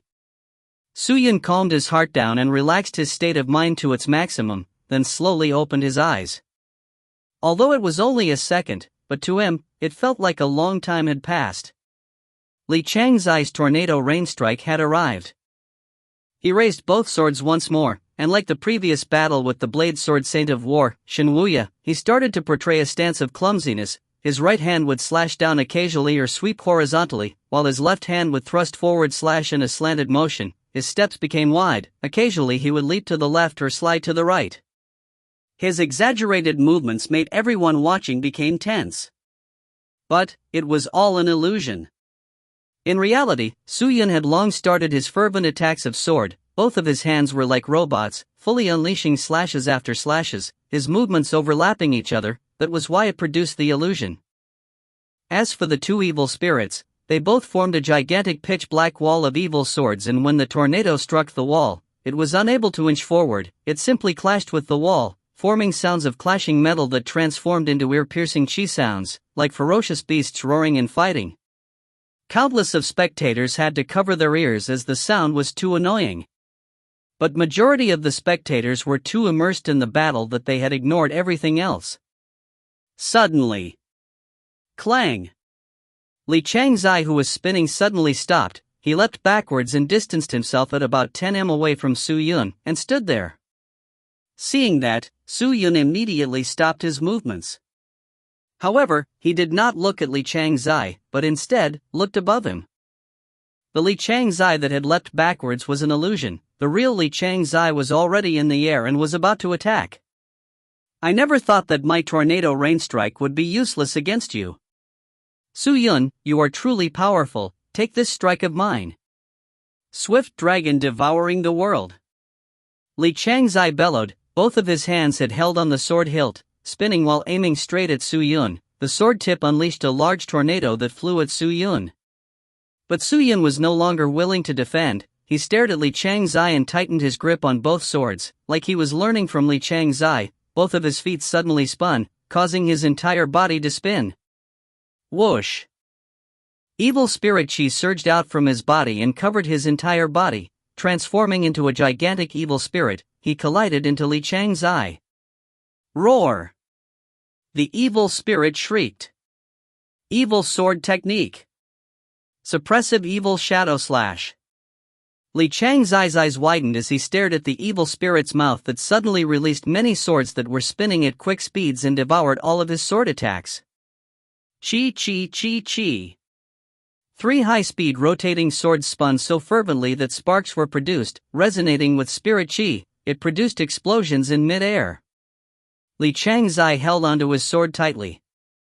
With all of his strength, he tried to stabilize himself, but right at that moment, he felt as if his hands were trembling, and as time dragged on, the trembling became even faster. Damn it! Suyun's speed is actually so fast. Li Changzai's eyes gleamed as he stared at the sword images spewing out from the spirit demon's mouth, his heart beating hard. My limit is close to 700 swords per second, but he is actually reaching close to 1,000. He is overwhelming me with exactly 300 swords. One cannot look down on 300 swords. Li Changzai was a man who trained in extremely fast sword strikes. He understood that the difference in disparity between 700 and 1,000 was not just 300, as when a person's ability reaches a certain level, no matter how one tried, it would be extremely difficult to improve even just a step. That was the case for Li Changzai. He had trained and honed his sword daily without caring about fatigue, and now, it was extremely difficult for his swift sword to improve by a margin. Even increasing by one sword attack would require him to spend a lot of time. Then, crack, crack, crack, crack. An extremely soft yet impactful sound came out. As though Li Changzai suffered from a soul attack, his focus suddenly wavered. He immediately turned to look at the direction of the sound, only to realize that it came from his sword. He then saw evil spirit chi dancing on his sword body. As it danced more and more, spiderweb cracks started to appear on the sword, and in the next second, clang! The sword broke. Li Changzai was shocked. He immediately took out a defensive treasure intending to protect himself, but he was too late, as a large amount of swords imbued with evil spirit chi struck over, instantly attacking Li Changzai's body more than 100 times. Ah! He immediately roared out. The profound spirit chi from inside his body leaked out, followed by an intense explosions. Profound spirit chi detonation. It was not considered a technique, but more of a self-suicide method. Since all of the profound spirit chi that left the body could not be retained for long and would cause explosions that naturally hurt the body. But Li Changzai had no other choice. Otherwise, he would not be able to separate himself from Su Yun and would be sliced up by Su Yun's swords. Li Changzai immediately dropped from the sky, while Su Yun was also forced apart from Li Changzai's desperate move, stopping his onslaught of attacks. Boom! Li Changzai smashed onto the ground heavily, and formed a large hole in the ground. He coughed twice, and crawled back up with much difficulty, his entire body laced with many sword scars, blood flowing out from them. His clothes were dyed red and looked to be in an extremely sad situation. Blood drooled out from the corner of his mouth and his face was extremely pale while he still held on to his broken sword. So. Evil spirit chi scattered in the air. In black, Su Yun gently landed on the ground, hands still wielding the swords that were draped in evil spirit chi as he quietly looked at Li Changzai. I never thought that you could imbue your swords with profound spirit chi. Inconceivable, truly inconceivable. Cough, cough. Li Changzai's left hand held onto his chest as he said weakly. Imbuing the sword with profound spirit chi is simple to any ordinary spirit cultivator, but for a swordsman who trains in the swift sword, it is not easy at all. To unleash a few hundred sword attacks in a second, all the spirit essences and chi channels in the body are incapable of following the frequency of the sword, thus the swordsman is unable to imbue every sword attack with spirit chi. Furthermore, if the frequency of the sword attack is too fast, the chi channels would be overused and the profound spirit chi released by the spirit essences could easily go chaotic, thus causing the spirit chi in the body to become chaotic and would hurt the chi channels as a result. Thus, a swordsman who trains in the swift sword does not use spirit chi, but purely relies on the sharp sword and the strength bestowed by the spirit chi in the body to increase the attack. Su Yun said indifferently. That's right. Li Changzai agreed and nodded his head, but his eyes showed tension. Then why are you able to unleash spirit chi with your swift sword? Are you not afraid of the chaos in your body, ultimately leading to self-implosion? I'm not afraid. Why? Because I practiced it earnestly. Su Yun said. Practiced? Li Changzai was startled. That's right, practice. Su Yun nodded his head earnestly. No technique can be learnt in a day, it's the same for the swift sword. How many spirit cultivators thought that it would be possible to unleash 1,000 swords in a second? Even if he did, can he do it? No. Thus, there is a need to cultivate and train arduously for months and years. It's the same with imbuing the sword with spirit chi. I am unable to imbue every single sword attack of my 1,000 attacks with spirit chi, thus I would imbue one sword first, and when I'm used to it, then I will imbue 2 swords. When I am used to that, then 3 swords, the cycle repeats, until I can perfectly imbue all 1,000 swords. Su Yun continued, this training is not about the speed of unleashing your attacks, or your reaction time in training, it trains your spirit essences and chi channels. In truth, it is the same as how we train the link between our mind and hands. Your hands must be fast. Your mind must be fast, your sword equally fast. Only when your spirit essences and chi channels are fast are you able to produce such an effect. Thus, to reach this stage, what you need to do is train. To keep on training. Hearing that, Li Changzai stared at Su Yun, as had heard of similar words before. If you find any errors, ads pop up, ads redirect, broken links, non-standard content, etc., please let us know. Report chapter so we can fix it as soon as possible. Chapter 445. A sword from one's own life force. The hands must be fast, the mind must be fast, the spirit essences must be fast, the chi channels must be fast. Li Changzai's heart was thumping extremely hard. He felt as though his thoughts could no longer catch up with Su Yun's words. He had always thought that as long as his hands, mind and sword could be as one, he would be able to unleash the fastest sword in the world. He had used this as a goal to keep on advancing, but now, he realized that he was wrong. His sword was not the fastest, much less the strongest.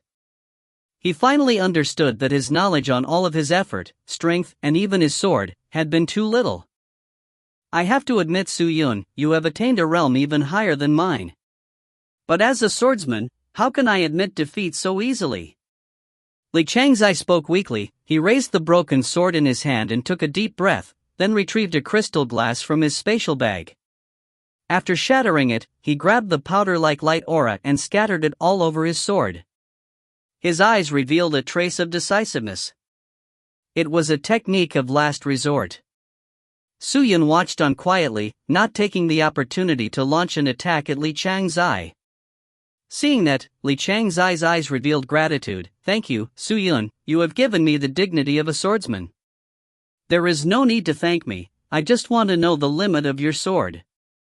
Su Yun kept Desolator and held Immortal Mystical Scarlet Blood Sword in one hand as he watched Li Changzai calmly. The limit of my sword? Li Changzai revealed a pale smile. You definitely can't imagine it.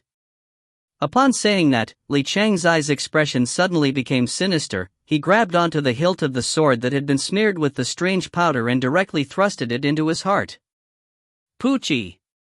The sword ripped his chest open and blood flowed out. Hua!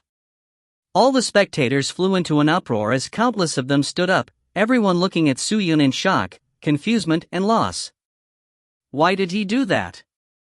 Is he committing suicide? What is Li Changzai doing? Li Changzai, don't give up. Li Changzai, I placed my bets on you. You have to win, you have to defeat Su Yun. Roars came out as the spectators encouraged Li Changzai. In truth, according to his current state, he could simply lie down and feign a heavy injury and he could admit defeat. Countless of participants had used such a method, but for his dignity, he had thrown such methods aside. Furthermore, he still wanted to fight. Fight for a chance of claiming victory. Li Changzai stared at Su Yun intently, his eyes filled with determination and unwillingness to lose. His hands that were holding onto the sword started to move, the sword following his hands that pulled the sword out, slowly shifted out of his body. That seems like. Su Yun focused. He realized that Li Changzai's actions were extremely similar to one of his own movements. Which was when he took out the contracted victory sword from Ling Chunyu's body. It was exactly the same. As expected. Li Changzai's hands continued to move further from his body as the sword left his chest. What surprised the spectators was that the gash caused by the sword had completely healed and a blood-red sword had slowly separated from his chest. The participants at their seats were all shocked as they looked at Li Changzai, stunned. Finally. Whoosh! The blood-red sword finally came out from his body. In that instant, the stage was filled with a heavy stench of blood, the sky darkened as fervent gales rose up, as though some world-shocking ferocious beast had descended. What a powerful and baleful aura! What sword is that? Su Yun held Immortal Mystical Scarlet Blood Sword tightly and asked. Cold Yang's Savage Blood Sword. A mythical sword refined by offering my own life force. Li Changzai gasped for breath as he pointed the sword straight at Su Yun. Today, Su Yun, I must defeat you. If not, it will be my eternal regret. I will do my best against you. Su Yun replied. It was no longer simple respect he had for Li Changzai, but respect towards an enemy that had challenged him. Li Changzai's wounds started to heal while the skin on his entire body started to reveal many blood-red lines that looked like poisonous snakes climbing on his body. The luster of the lines were identical to the cold young savage blood sword, and in a few seconds, Li Changzai had already recovered to his state prior to the battle. The current him was even stronger than before. Did he combust his own life force? Beneath the stage, Xiao Ziru stood up as she exclaimed out with shock. Participant Li Changzai, by doing this, you are decreasing your own lifespan. Doing so will cause your cultivation to drop. You can reverse it if you stop right now. Quickly stop right now. Cultivation can be cultivated, and with a high cultivation, who cares about lifespan? If I do not defeat Su Yun today, I will definitely have a mental demon in me. Improving will become difficult in the future. Li Changzai roared. Hearing that, Xiao Ziru frowned. Her words had been heard by the spectators, who exploded into uproars. Combusting his life force? Has Li Changzai gone mad? A person's life force is his own 3 yang spirits and 17 carnal forms. Upon overexhausting them, he will definitely die. Does Li Changzai really want to win against Su Yun that badly? Isn't that a price too high to be paid? Tian researched about the term San Hun Shi Pa. The difference between the Hun and Pa is more of Yang spirit and Yin spirit in the body. Yang spirit is a spiritual form of the human, while Yin spirit represents the 7 instincts.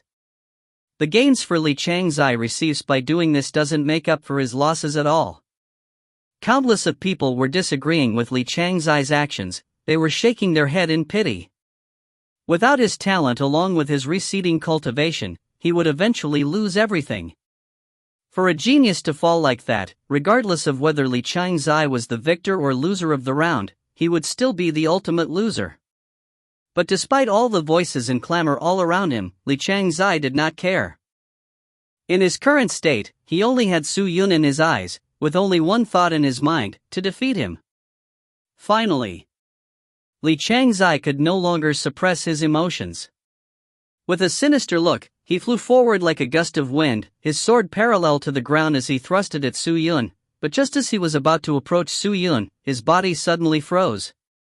No! He isn't frozen. It was an afterimage. An afterimage formed by an instantaneous burst of speed. Su Yun's pupils tightened.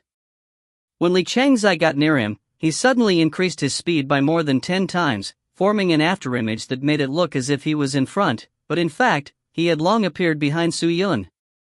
So fast. Compared to his previous self, Li Changzai's speed had increased countless of times. Su Yun immediately turned and used immortal mystical scarlet blood sword to block his back. Clang! 2 blood-red swords clashed. Although it was just one move, but the current Li Changzai was many times stronger than his previous self, and his speed was equally matched with Su Yun's speed. Su Yun, it's not over yet, receive my next move. Li Changzai said eerily as his figure disappeared. Whoosh! Many sword images suddenly surrounded Su Yun from above.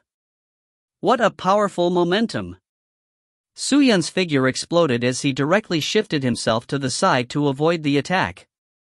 Li Changzai landed, and at that moment, the bloodlines on his entire body had light auras as though they were imbuing endless of energy into his body, strengthening him. Su Yun took a deep breath. He did not panic as he stared at Li Changzai, then he suddenly extended his hand out and danced with his blood sword. So. A multitude of terrifying sword chi flew out towards Li Changzai. However, even though Su Yun reacted and moved fast to release the sword chi, the speed of the sword chi's flight was extremely slow, so before they had even arrived at Li Changzai had already shifted his position. All over the stage, Li Changzai's afterimage could be seen. His original body had long since arrived at a different location. No one could see where the real Li Changzai was. On the stage, sword intent was produced constantly. The sharp spirit chi flowing all over the place made it feel as though they were in the center of a storm.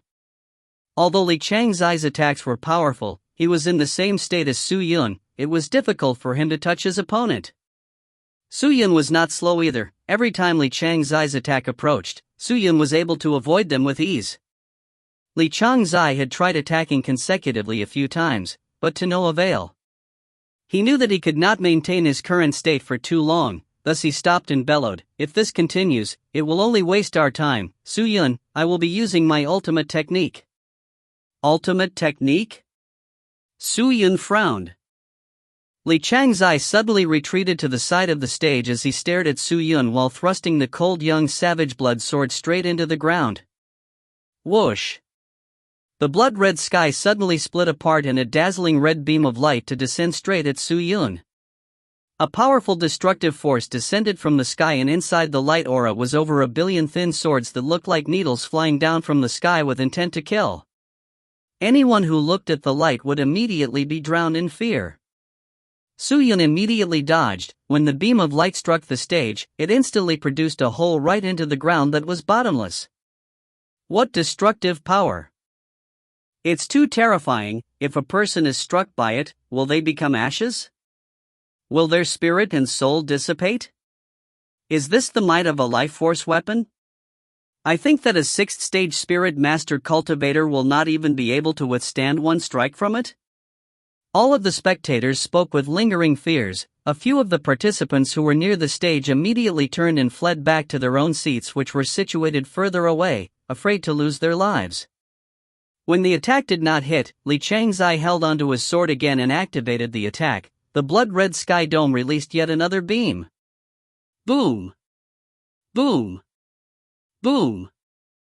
The sword beams came down endlessly. As many more holes were produced in the center of the competition grounds, the entire place was filled with the desolation of a disaster, causing the spectators to feel that their scalps turned numb.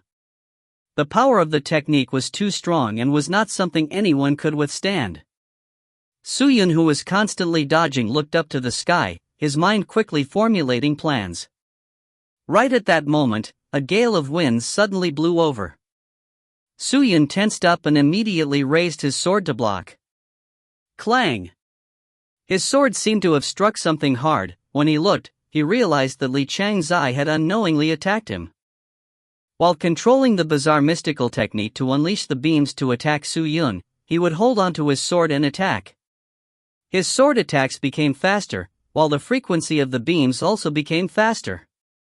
Slowly, Su-yun started to feel that it had become taxing. He had to dodge the sword beams while parrying Li Changzai's attacks. The burden on him was too strong, and in such a situation, it was not enough for him to rely on his reaction time and sight. If this continues, I'll lose. Su-yun's expression became solemn. He stared at Li Changzai, who looked to be going crazy and no longer held back. He took a deep breath. After parrying the sword in front of him, he immediately leapt back and maintained a distance. He then raised the blood-red sword in his hand and leveled it with his eyes. Then, Su-yun closed his eyes. Ha! Li Changzai was stunned. Why is he closing his eyes at such a time? Has he given up and wants to die? But just when he was thinking that, the powerful profound spirit chi around Su-yun completely vanished. What's going on? If you find any errors, ads pop up, ads redirect, broken links, non-standard content, etc., please let us know. Report chapter so we can fix it as soon as possible. Chapter 446. The Sword to Determine Victory. He closed his eyes and slowly raised immortal mystical scarlet blood sword up. The powerful spirit chi that had always been revolving around him suddenly disappeared without a trace. He recovered the calmness he portrayed before the match, becoming like an ordinary mortal. Strange. So strange. Li Changzai was feeling afraid. His eyes were fixated on Su-yun. He did not dare to blink as he stared at him intently. The calmer Su-yun was, the more he felt uneasy. Li Changzai had never been as focused now as he was before. He had sought revenge, trained bitterly and killed almighty beings before, but regardless of what it was, he had never been so cautious and careful as he was currently. Or in other words, Su-yun was his life enemy. The blood-red dome started to change as it gradually became infected with a black gloss, as though a starless night sky had descended. At the same time, gales that cut like blades suddenly blew over, cutting everybody's body. As time dragged on, the fervent gales became even more ferocious. All of the broken parts of the stage were instantly swept away. Even the powerful spirit cultivators were not spared. The evaluators all stood up and looked around, their eyes filled with surprise. It's an extremely strange situation. Could it be a terrifying mystical technique unleashed by somebody else? Creak! Just then, a strange sound came out from all sides of the stage. Everyone anxiously turned to look, only to see that a strange light blue wall had appeared all around the stage that swayed gently. Is that a barrier? Xiao Ziru asked. Is that a protection barrier to protect the spectators from the powerful attacks by isolating the destruction unleashed by the participants who used mystical techniques? Lugu asked in shock. That's right. Xiao Ziru replied and nodded her head. It is the protection barrier. Normally, this protection barrier will always remain in hibernation. It is extremely difficult to form and for it to appear. That can only be because of one thing. What? It is facing, or is about to face a powerful mystical technique able to threaten it to the point of making it form. Xiao Ziru said coldly, this protection barrier is a sort of precautionary warning, informing everyone that a participant is about to use an extremely powerful killing technique. Killing technique? Everyone was shocked. According to the rules of competition, once a participant had unleashed a killing technique, the 4 evaluators had to go up the stage to stop them, but at that moment, no one even dared to have the thought to do that. From the standard of the 2 participants, none of the evaluators had the confidence of taking them down. Then are we required to make some defensive measures? Li Guifeng asked. What is there to do? They are not even at the 5th stage of the Spirit Master realm. You think they can flip the heavens? You guys might not know this, but this protection barrier was personally deployed by a 7th stage Spirit Master realm cultivator employed by the organizers, and not anybody can deal any harm to the barrier. Zhang Guahao swore. Oh? 7th stage Spirit Master? Xiao Ziru looked at him, then retorted, if that's the case, why will the protection barrier have a reaction? That. But, before Zhang Guahao could explain, new changes had already occurred on the stage. Suyun had raised the immortal mystical scarlet blood sword, and while twisting his steps to dodge the beam of swords from the sky, he blocked Li Changzai's swift attacks. There was no spirit chi on him, but instead, his sword had started to release a gradually increasing sharp and cold chi. This chi became thicker the faster he danced with his sword. There was no leakage of profound spirit chi from Suyun's body, but the spirit chi on the sword was becoming increasingly stronger, as though he had imbued all of his profound spirit chi into the sword in his hand. His movements were natural, as though it was made by the heavens as he moved fluidly, regardless of whether he was dodging or parrying, everything was done to perfection. Li Changzai's torrential attacks actually missed, he was unable to touch Suyun at all. At this moment, Suyun's speed increased again. Li Changzai did not know how much Suyun increased his speed by, but he felt that Suyun was like an illusion and he was no longer able to even touch a hair on Suyun. It was as though Suyun knew of his moves even before he had executed them, as if he knew where his attacks were aimed at. Regardless of how ferocious they were, it was useless if they could not hit. What realm has he reached in terms of speed? Li Changzai started to panic in his mind. I have already taken out my life force treasure, but I am unable to harm him. How strong is he, truly? Could it be that I will lose to Suyun today? Li Changzai muttered to himself. No way. I will definitely not lose. Li Changzai became calm, his eyes brimming with unwillingness. At that moment, he had forsaken everything. If he still did not defeat Suyun, he would never be at ease. Ah! Li Changzai roared furiously, the sword in his hand suddenly exploded with close to 3 times the speed. The frequency of his attacks were already close to 1,000 swords per second. Although none of his swords had any profound spirit chi imbued in them, the power accumulated in every attack was astonishing. The current Li Changzai was most probably already someone whom not even the organization representatives could defeat. The sudden increase in speed startled Suyun as he stumbled with the change with momentum. The hand that wielded his sword became even more pressured, his movements became messier as he panicked. Suddenly, Li Changzai, whose eyes were almost bloodshot, caught sight of a flaw from Su Yun. He secretly chided and suddenly changed his sword trajectory. His sword that was initially aimed at Su Yun's shoulder diverted towards the left by a few centimeters. Clang! Two swords clashed. Li Changzai's sword had directly cut onto the immortal mystical scarlet blood sword's hilt. Seeing that, Li Changzai's expression became even more sinister, his eyes gleaming with unconcealable light. Su Yun, you lose. He roared and suddenly increased his pressure on Su Yun and managed to hook onto immortal mystical scarlet blood sword's hilt as he flung it into the sky, out from Su Yun's hands. So, the blood-red sword was flung into the air and spun a few rounds before dropping onto the ground. At that moment, Su Yun was barehanded. When a swordsman no longer had a sword, could he still be called a swordsman? Would he still pose a threat? The answer is definitely a no. It was an opportunity of a lifetime. Li Changzai suddenly went close to Su Yun with a gleam in his eyes, unleashing a large quantity of sword images that swarmed towards Su Yun. At that moment, he wanted to use his most ferocious technique to determine the winner and loser. Everything depends on this move. Sword devouring the heavens. He roared out. This was Li Changzai's famed consummate technique and what he relied on to be called swift sword. His reckless slashing produced sword images that covered the sky. No one could parry it, no one could defend against it. The sky filled with savage sword images was a horrifying sight. When the roar came out, every pair of eyes were fixated straight at Li Changzai. The winner is about to appear. Right at the moment the roar came out. Crack! The protection barrier shielding the spectators instantly shattered.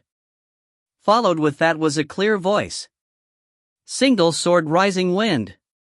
In that moment, the immortal mystical scarlet blood sword that had fallen to the ground suddenly glowed with red light and flew straight back to Su Yun's hand, where he stepped forward and completed a full slash upwards. The sword did not release any splendor or light, the sword tip did not explode with any eye-catching dazzle, or any signs of earth-shaking power. But the moment his attack was completed, the clouds and winds changed, gales shrieked everywhere, many pitch-black wind that resembled blades blew into the competition grounds, shattering the protection barrier apart. Li Changzai, who was dancing fervently with his sword, immediately stopped as he froze. Roar! A furious roar from the gales. The sky darkened as black clouds descended, every single spectator present felt a choking sensation, all of the weaker cultivators' faces turned pale white, they all had difficulty breathing, while only Su Yun stood in the center, looking extremely calm. What happened? Practically everyone present had the same thought arising in their mind.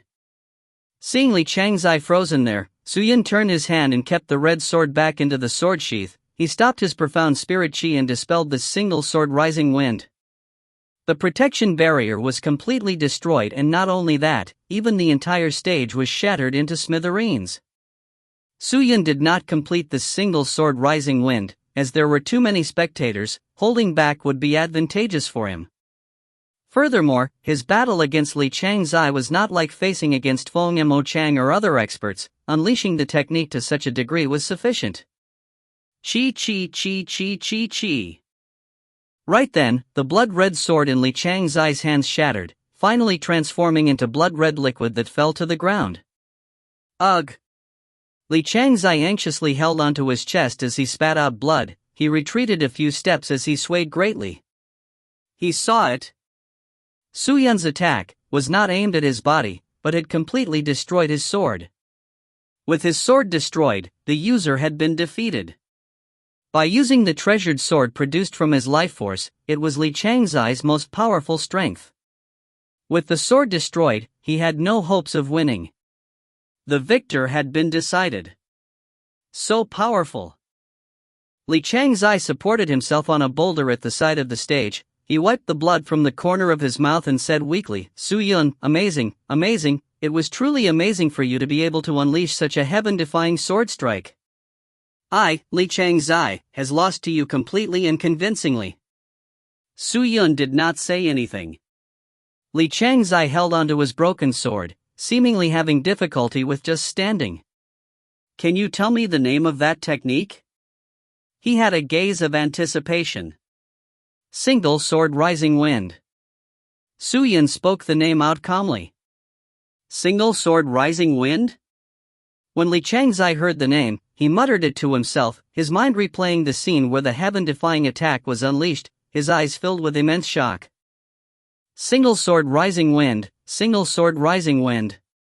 He turned and started to stagger out with a sway. He took one step at a time as he went down the stage, and headed out of the competition grounds. From that day on, Li Changzai was no longer the swordsman with the fastest sword. His life force treasure had been destroyed, his talent and cultivation had suffered tremendous injury, life as a genius could no longer be reclaimed. No one understood why Li Changzai did what he did, maybe only he knew. Countless of people felt pity inside. However, he never felt regret. Su Yun quietly watched Li Changzai as he headed towards the big doors. Unknowingly, an undulation occurred in his mind. It would also be difficult for him to erase the battle from his memory. Plop! Just then, Li Changzai, who was swaying from right to left as he walked directly, fell to the ground, fainted. If you find any errors, ads pop-up, ads redirect, broken links, non-standard content, etc., please let us know. Report chapter so we can fix it as soon as possible. Chapter 447. Not Allowed to Win. When Li Changzai was carried away, a few spectators and participants continued to stare at him. The atmosphere around the competition had unknowingly risen. Why did he persevere? No one knew, but from the looks of it, he had become the brightest star in the competition. The stage was completely broken, even the formation array beneath the stage was broken, so it was unable to restore the stage. Furthermore, the protective barrier meant to protect the citizens was destroyed by Su Yun's attack, so continuing the competition was no longer possible, as they required a proper stage. The organizer immediately summoned a few almighty beings to utilize their mystical techniques to restore the stage. During this period, the competition stopped for a break. Li Changzai was eliminated, leaving only one competitor in Group A. Group D also had one competitor, while two representatives for the organizations remained, Hua Quan-Kai and Qin Si. At this point, the competition was close to its end, but the remaining four participants were the most striking existence of the whole competition. 2 more rounds and the competition would end. Su Yun returned to his participant seat and closed his eyes and recuperated quietly. By his side, Lu Zhanyuan blabbered non-stop. He was completely convinced by Su Yun's swordsmanship, to the point of kneeling down to Su Yun, begging him to take him in as a disciple. More participants had gone over to Su Yun for guidance and were all in discussion. A Group D participant had knocked out more than 2 Group A participants, rushing to the top 4. What kind of achievement was that? Was he truly a Group D participant? How was he placed there in the first place? Countless of people had the same question in mind, even more were suspecting that there was some problem differentiating the participants. For such an outstanding person to be placed into Group D, it was too exaggerated. Hello, are you young noble Su? Just then, a voice sounded out from the walkway. Su Yun opened his eyes and turned to look towards the voice and saw a man dressed in black and red robes with his fists cupped and a smile on his face. On his chest was an emblem of the New Deer Auction House. Who are you? Su Yun asked. Oh, this lowly servant is from the New Deer Auction House. Young noble Su is an unmatched hero, able to defeat other heroes with one sword. My family's old master admires young noble Su greatly. If young noble Su doesn't mind, could you come to the pavilion after the competition to meet with my old master? The man spoke with respect towards Su Yun. Your old master? My old master is also the president of New Deer Auction House. The man's voice was filled with pride when he announced who his old master was. President? Before Su Yun could even speak, Lu Zhanyuan patted on Su Yun's shoulder anxiously and said, Brother Su, it is a blessing indeed. The president of New Deer Auction House has taken a liking to your talent and strength, and plans to recruit you to be groomed. This is an absolutely good blessing. With an organization grooming you with their resources, all the treasures and cultivation coins that you desire are within reach and your cultivation will grow even faster. Brother Su, you are extremely fortunate today. Lu Zhanyuan was extremely excited, as though he was the one being recruited. But he was right, to be able to catch the eye of a huge organization was considered a blessing for a wandering cultivator. As long as he agreed, it would mean that he had sold himself to the organization. Since he would be groomed by them, he had to obey to their orders and do what they wanted him to do. The main goal of joining the New Deer City competition was to raise his fighting strength and head over to the Emperor Palace. If Su Yun were to be stuck in New Deer City, it would be difficult for him to leave. Furthermore, the New Deer auction house was competing with the other 3 organizations in the shadows. It was best for him not to get involved to prevent even more troubles. If he were to offend the other 3 organizations, it would not bode well for him. Su Yun scratched his chin and thought for a moment, then spoke. The competition has not ended, whether or not I'll be safe and sound is unknown. Why don't we do this? You go back first and help me thank your president. Tell him that we should take this thing slowly and wait for the end of the competition before talking about it. What about that? Young noble Su is right. All right, this lowly servant will return first. Without speaking further, he bowed and left. Seeing that, Lu Zhanyuan looked at Su Yun as though he was looking at a monster. It was a good thing, but he did not accept immediately. If it were Lu Zhanyuan, he would have immediately left to meet the president. Just then, 2 bursts of dense spirit chi suddenly pervaded from outside the competition grounds. All of the spirit cultivators on site could feel the powerful and horrifying spirit chi. A few anxiously turned to the direction of where the spirit chi came from, only to see 2 figures flying over at a quick speed.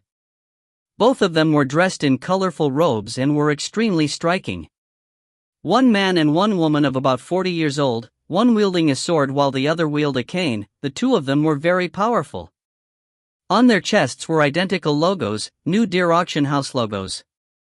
An almighty being. They look like the almighty beings from the New Deer Auction House. They must be Master Yu Shao and Madame Yu Ta Shan. Why are they here? And can they just fly in like that? Don't they know that New Deer City prohibits flight? Everyone started discussing amongst themselves. The 2 of them flew straight into the competition grounds and directly landed in the middle of the stage. The man, Yu Shao, extended his hand and retrieved a snow-white slab, and used his spirit chi to activate it. The snow-white slab cracked from the center, like a blossoming flower, and the pieces flew in all directions while releasing thin gray lines that flew into mid-air and split apart, forming a large web that covered downwards.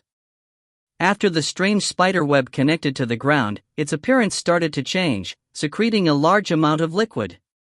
After the spider web completely transformed, the liquid automatically congealed, ultimately forming a gigantic and unique snow-white square stage. When the 2 of them finished, they cupped their fists towards New Deer Auction House's pavilion. Without saying anything, they turned and walked towards the big gates. One of New Deer City's personnel walked over to Zhu Wen and whispered a few words into his ears, causing Zhu Wen to reveal a look of understanding as he nodded his head. He then ran over to the gigantic snow-white stage. He climbed onto the stage and used spirit chi to enhance his voice. Dear esteemed guests and spectators, please do not find this strange. Just now, the 2 masters that came were invited by our New Deer Auction House. Since the stage and energy barrier is broken and we are unable to restore them in a short frame of time, they were invited to construct a new stage for us. That's right.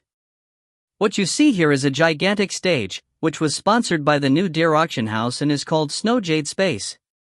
The following battles will be conducted in there. Snow Jade Space? The spectators were startled. After a moment, soft discussions could be heard from all around. The Snow Jade Space is the most recent mystical treasure obtained by the New Deer Auction House. It is originally used for spirit intermediate cultivators to train, but today, it is extremely useful for this competition. When the participant enters the Snow Jade Space, their profound spirit chi will recover twice as fast, but inside the Snow Jade Space, the weather is extremely vile, with terrifying traps and monsters that would exhaust the spirit cultivator's spirit chi. Participants not only have to deal with their enemies, but also the test that comes from the Snow Jade Space. Zhu Wen shouted with exaggerated movements, "Now, is everyone ready? Go! Go! Go!" The spectators were shouting out excitedly, waves after waves of shouts announcing their anticipation towards the snow jade space. Seeing that, Zhu Wen did not delay any further, and directly pointed his chubby finger to the screen in the air. Instantly, the screen started to move. 2 names appeared on the upper part of the screen. Everyone anxiously looked up. Huaquan Kai vs. Qin Si. An official representative against another official representative. The crowd exploded into an uproar as everyone got heated up. Su Yun looked at the screen and could not help but look towards Han Yuxian, who was at the Group A region.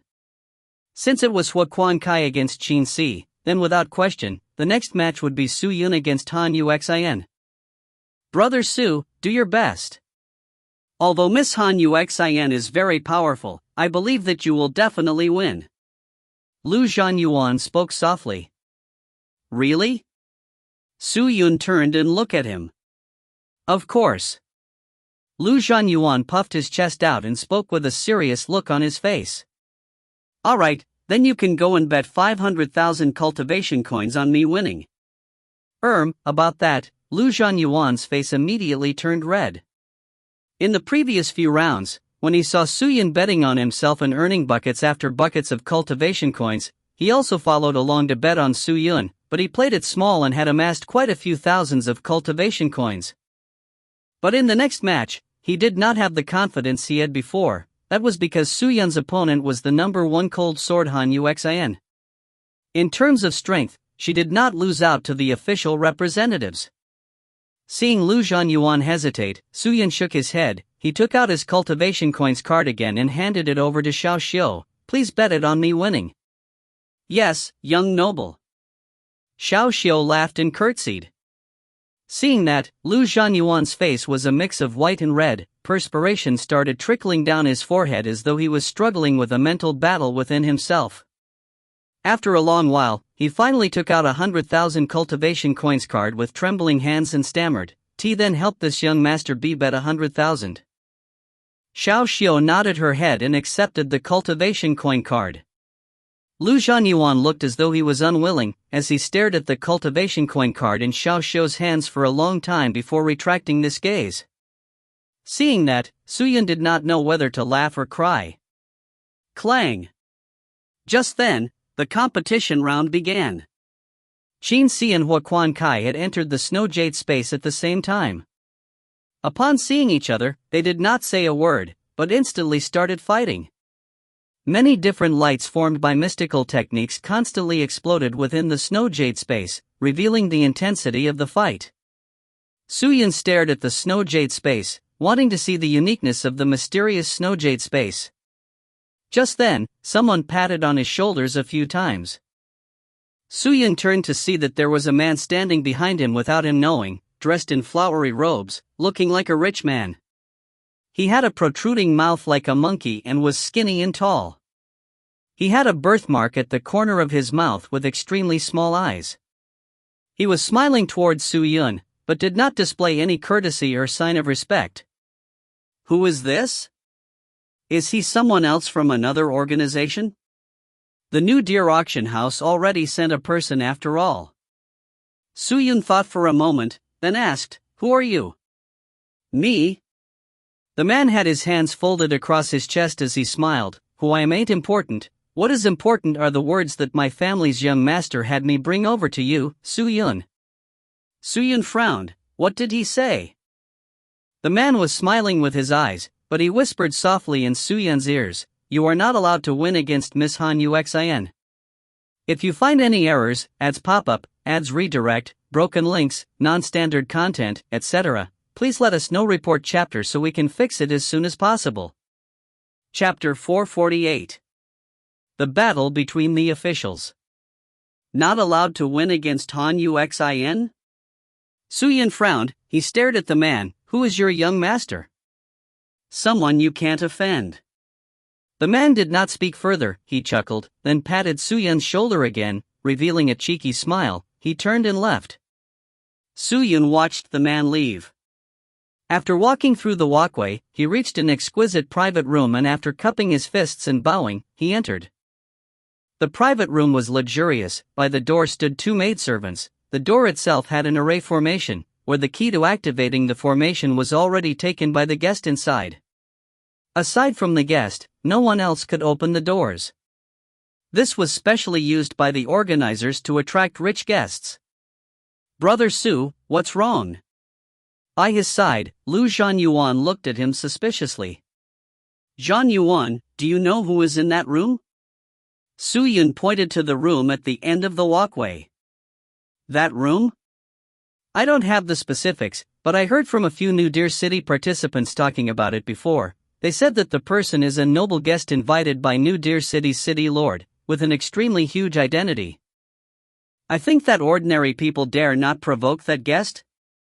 "Brother Su, did that guest also display an interest in recruiting you?" Lu Zhanyuan smiled. "You are truly popular, everyone seems to have taken a liking to you, hee." "You're wrong." Su Yun laughed bitterly. This time, the popular person should be Han Yuxin. Hearing that, Lu Zhanyuan started to perspire. "What do you mean by that?" Su Yun shook his head and did not speak further. He continued to look at the center of the snow jade space. As the official representatives, Qin Si and Huaquan Kai had extremely high innate talent. Their cultivation was more than multiple times that of their peers. Disregarding their peers, even in New Deer City, the two of them would be well-known figures.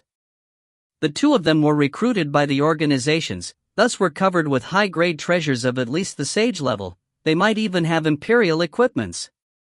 The two of them had extremely beautiful techniques. Their mystical techniques were even matched with treasures. The power produced was at a level that no one dared to imagine, but Su Yun was not focused on their style of fighting. They were already used to fighting with treasures matched with their mystical techniques, their methods not suited for wandering cultivators. What he was more focused on was the mysterious snow jade space. When the participants entered the space, it would immediately form bone-chilling gales of wind, snow would fall and wind blew wildly. The wind was not ordinary wind. This wind was easily able to cut people's skin and flesh. The snow was no ordinary snow either. When the snow covered a person's body, it could prevent spirit chi from flowing out of the body. To compete in here, not only must the competitor find ways to defeat their opponent, they also had to raise their guard against the harsh environment that placed them at a disadvantage. Of course, if it was only these, New Deer City Auction House would not use such a treasure to act as the stage. In the round, there would be white lights that would appear from time to time, and after the white light dissipates, a third-stage spirit master ferocious beast, called the white-haired ape sage, would appear using mainly frigid aqua spirit chi.